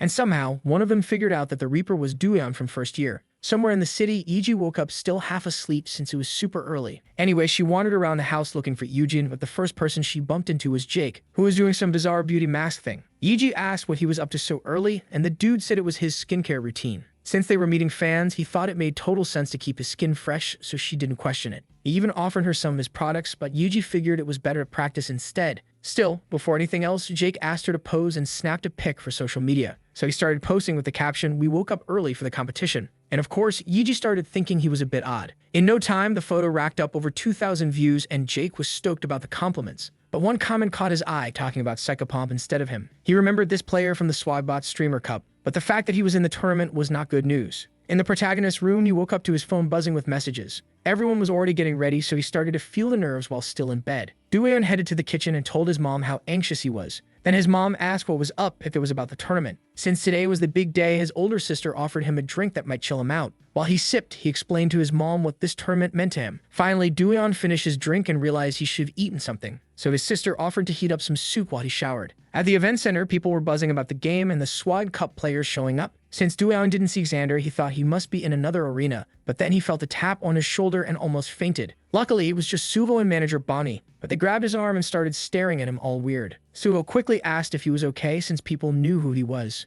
The hero tried to play it cool, but as his feelings showed, the two started to react. First, they adjusted a pair of glasses and in a clumsy way changed a bunch of other things with some force. The news that the protagonist was probably on the blonde's team had already spread, so some fans were already waiting for their moment with him. So much so that Yumi had to remind everyone they were in the middle of a tournament. But the worst part was that everyone knew how shy Do-yeon was. For Sulo, the protagonist needed to get over this anxiety if he wanted to play well. but he was super sensitive and had just run into someone really bad. That's why if everyone figured out who he really was, they could totally lose the game. But to dodge that problem, a solid disguise was whipped up for him. Some folks are on the hunt for Dueon, but since they don't recognize him, they start to think there's a leak. So, as fast as the news dropped, it got tossed aside and luckily, Dueon started to chill out. On the flip side, Swybud is not vibing at all. Honestly, none of the hosts are doing great after yapping for hours on end. But finally, they were heading out for a bomb meal cooked by Yumpo's mom. And surprise, surprise, Swybud got messages from everyone saying they crushed their matches. While practically snoozing in class, Suho hears his buddies calling his name. Two of them ask if he's in the tournament, and when they drop his team's name, he wakes up fully. Suvo, no sweat, clears up everything they want to know, saying they got different members from the Cup too. But they already heard that in the community and that they're set for the quarterfinals. But that was a total FUD for now, and Suho said as soon as it's real, he'd grab a bite with them. So everyone started hyping him up in a totally chill way. And about the main dude, they began to doubt that news, since no one had spotted him at the cyber cafe. They figured he was just there to cheer since Juri and Bonnie were too. Later that same day, Spellboy is shook by how strong their team is because the finals are next week. Spellboy is really stressing about going pro, but the blonde's got his back. Plus he drops that they'll hit the same spot as a solid team the next day. And since it's something big for the main dude, he says it probably won't be Burning Ambition. The team where Xander is playing for now should go somewhere else. Spellboy, on his end, warns that someone's blowing up his phone with messages. But Suho says it's not about his looks, it's because of the Swag Cup they joined. What Spellboy doesn't catch, since he wants to keep believing he's a heartthrob. So Suho doesn't interrupt him, since keeping the group's vibe high is key. After all, this is their big shot to become pro players. The rest of the team lets out a war cry, and Dueon locks eyes with Juri. He notices she seems as friendly as ever, and knowing everything he did, focuses on the now. In the game, the team's next match, the main dude aims with his sniper at an enemy who's totally zoned out. And because of that, he gets a clean shot that takes him out completely, making Def Bruno rack up another win. The team is already in the top 64, qualifying for the afternoon match. And for some reason, Spellboy keeps bragging about his plays to Binny. Bonnie, for her part, gives props to the main dude. Then he asks if she can send the art she drew of the team to his phone. When he says art, she gets confused and asks if it's what she made when she was bored. But the main dude confirms. So without a fuss, she just sends it, making Dueon happy and Bonnie blush. Juri also pops up asking if Bonnie drew something. So the main dude shows her part of the art, making Juri say it'll bring good luck. Then Dueon makes sure to thank her again, but Bonnie has something else to say. For the next play, the Micro Black team will face Rainy Night. Spellboy is hyped about the chance to beat everyone, but that weird dude from before shows up, recognizing Juri. All that chill vibe vanishes, and the guy seems stoked to run into her again, unlike Juri. When the next match kicks off, Sugo quickly warns that they're up next, and he asks who the guy talking to them is. But he hears no response other than the pale look on his friend's face. Then the guy introduces himself as someone who played a few matches with her, and the one Sugo pushed the girl to play ranked when she didn't wanna. Finally, he says he's surprised that his flower jury has so many friends, but the blonde is not feeling those comments. Sugo yells asking who the heck the guy is, and the weirdo says it doesn't matter who he is, but rather who the blonde is. Analyzing the situation, Sugo suggests if the dude is trying to stir up rumors, he should apologize and bounce. But the guy only cares about knowing if the blonde is Juri's boyfriend. The truth is he was hoping to meet the main dude who was the one he met before. However, he gets hyped about the chance of her being with both. Not even fazed, the boy acts all victim-like about this rumor, leaving the blonde totally confused. He asks if he's standing in front of the one who spilled that tea on the blog. If it's him, the weirdo wants to know what the blonde plans to do about it. But Suo's face doesn't budge, and somehow the boy feels a bit shook. He's not alone though, because Binny from the other two team members jumps in asking what's going on. And Spellboy is giving the boy a serious stare down. Binny's getting super annoyed, but the stalker is even more heated, since Juri has so many flashy friends. Anyway, trying to keep his cool, he asks if this is the squad the girl is rolling with now. But Binny steps in front of her, saying to hold up a sec. And when a flash goes off, she gets even more ticked. For some reason, a random girl thought it was a good idea to snap a pic, so Binny just snatched the phone from her hand. And while the girl's trying to apologize, she deletes the photo and hands it back, still not accepting the sorry. Anyway, someone calls the stalker because their match is about to kick off, so he has to bounce. When he leaves, the team's buzzing about who this weird dude is. But at least Suo's keeping quiet, which makes Juri a bit uneasy. Dueon, on the other hand, is curious about what he wants with them again. But he's sure Juri's good since she didn't do anything wrong. Still, the protagonist knows it's gotta be tough for her, but they got her back. One of the crew thinks the commotion is because of a fight, but even if nothing went down, if they found out, it could mess up the team. And knowing this, Juri just decides to dip, leaving Dueon all confused. After a bit, the team can't find her, so they think she's gone home. Binny didn't know the girl well enough to say much, but she knew Juri wouldn't bail without a reason. Everyone at school already knew about the drama, but now they had to stress about the team they were about to face. Because guess what? It was the team that the stalker was part of, Micro Black. For the next match, the two teams clash, and one of the enemies is already sweating bullets. After all, Juri's squad had players with legendary and grandmaster skills. One of them was support, but the damage dealer was legendary level, which is a major red flag. Still, the stalker isn't backing down, and neither are his buddies. Especially since if he can't win with pure skill, he's got some dirty tricks up his sleeve. At least that's what he thought until 3 of his teammates got taken out. He was ready to execute his plan in the center, but before he knew it, Spellboy hit him with a massive blow. His HP dropped by half, but midair, Sugo hit him again. With even less health, he was in rough shape, but he wasn't throwing in the towel. Then his last nightmare showed up. It was Binny, who was there just to have a little chat. With all his might, the boy tries to run, and a shot lands super close to his foot. He realizes they're messing with him and gets super mad about it. Totally trapped, the boy yells for his team to back him up, but they say they can't do anything. Inevitably, a moment of silence hits, making the stalker think he's in the clear. But that was only until he poked his head out and got blasted by Binny, who made sure to mock him while doing it. Since he's the carry, one of his allies gets annoyed that he's not regrouping. But the stalker tells the guy to zip it, since he's about to use a healing ability. He doesn't care if Binny's a legendary DPS because he's not doing too shabby with his current rank. So he shouts that the girl probably ranked up with a low job, just like his friend's sidekick. And this time, he actually gets under Binny's skin on the other side of the screen. The girl asks how good Do-yeon's aim is now, and the protagonist says he's got about 92% accuracy. Then she asks, and he immediately agrees to handle 4 remaining enemies. Finally, when he responds, the stalker runs to regroup with the team, but right at his base, Binny's already waiting for him. And when he turns around, the girl jumps on him wildly, grabbing him by the neck and slamming his avatar against the wall, creating a crack. The stalker gets annoyed that Binny is unarmed but accepts the challenge to throw down anyway. In her first move, she dodges and he tightens his fists even more, but for some reason he just can't land a hit. The girl, on the other hand, claims it's all about the skill gap and decides to show him how a real punch goes down. After getting hit again, the boy runs off to heal and regroup, sticking to his game plan. But then a giant rock crashes down right in front of him. This was Sugo's ultimate, which in a normal game shouldn't even be used here. But for him, all that mattered was the chance to wipe that worm off the map. The stalker gets hit with a paralysis effect for 2.5 seconds, totally frozen. But when he can move again, he has to jump to defend himself. Still, he notices Sugo right above him, using the airborne skill locking him down for 2 seconds. And with pinned down, he's stuck for another 3. The crowd control is so intense that he can't do anything, so he starts smashing the keyboard and yelling for his team to step up. But honestly, for his teammates, he's actually being more useful this way, letting him sneak up on the healer at the crystal. But the fact that his support character was swinging a weapon totally wrecked that whole plan. After that match against the Animal Friends, Yummy felt totally scarred about playing as a healer. Most players ignored him for being support, but he realized he needed some backup. The enemy leader says if the team bands together, they can totally win. But Yummy wasn't alone because from a safe spot, Do-yeon had his eyes locked on everyone. And with a simple pull of the trigger, the sound of the shot kicked off the extermination. Do-yeon would never forget the value of his sniper. After all, Juri worked hard for that. At the girl's house, her mom asks why she's home, especially since she was so hyped for the tournament. Then Juri spills that a guy came over. She said she was just called by her nickname, but since it was in front of everyone, she was worried about getting in trouble, and she wanted to know what to do because she was sure Suho would totally hate her. Flashing back a bit to when Juri met Suho on the first day of high school. While the boy was chatting with his friends, she already thought he was super cute. Besides being tall and handsome, he seemed really chill with everyone. That name, Suho, was also something that made her heart do a little dance. So, being the determined girl she is, she didn't waste time poking the blonde and introducing herself, asking to be friends. Of course, Suho didn't say no and shot her a smile. That day, Suho was especially attractive to her. That's how Juri fell for him without even realizing it. Not long after, she called the boy, but he said he was busy, which wasn't a big deal knowing he was studious, until she found out it wasn't homework. While reading his notebook, a friend asked if he was playing C-Bond, and he said he was. The server was already open, so the blonde said he'd play when he got home. His friend, though, suggested they hit up a cyber cafe together. And even though he preferred gaming at home, Suho agreed since it was the first day of school. This made Juri realize they were both really diving into this.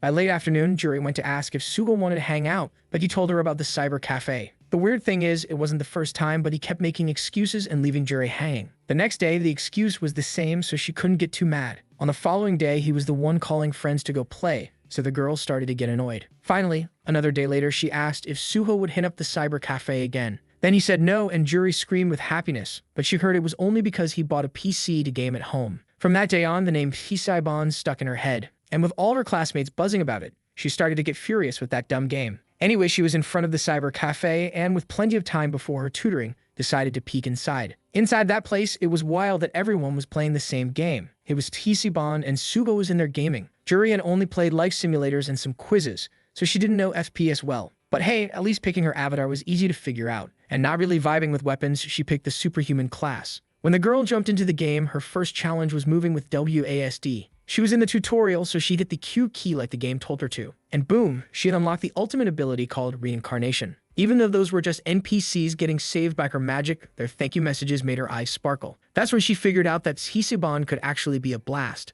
The next day, she sprinted over to Suho, who totally ignored her as usual, but this time he caught wind that she had played the game. Suddenly, the blonde was all ears and Juri said she finally got why he was so into it. Suho, acting like a total fanboy, asked what she played and if she was down to play again. When she answered, the blonde hyped up her setup, saying it was on point. Juri was stoked because she picked randomly but still got lucky with the meta. Suho was hyped to explain how OP the healing was with the CDR of the superhuman healers, and Juri was shook. But the best part? He asked for her ID so they could squad up. So they had that gaming session together, but Suho was way better than she expected. She heard him giving orders, but they sounded like a foreign language. Still, she loved playing with him, especially when his angelic voice came through the chat. That's what made her want to practice more. But then, when ranked matches blew up, Suho coasted her for casuals. He bounced, telling her to find a position. Thinking it was some kind of challenge and remembering all she learned from Suho, the girl felt confident. But even without being a pro, she knew that the silver rank she snagged was pretty trash. Still, she was cool with chilling away from Suho and kept enjoying the game. But in her matches, Juri kept getting stuck with super impatient teams.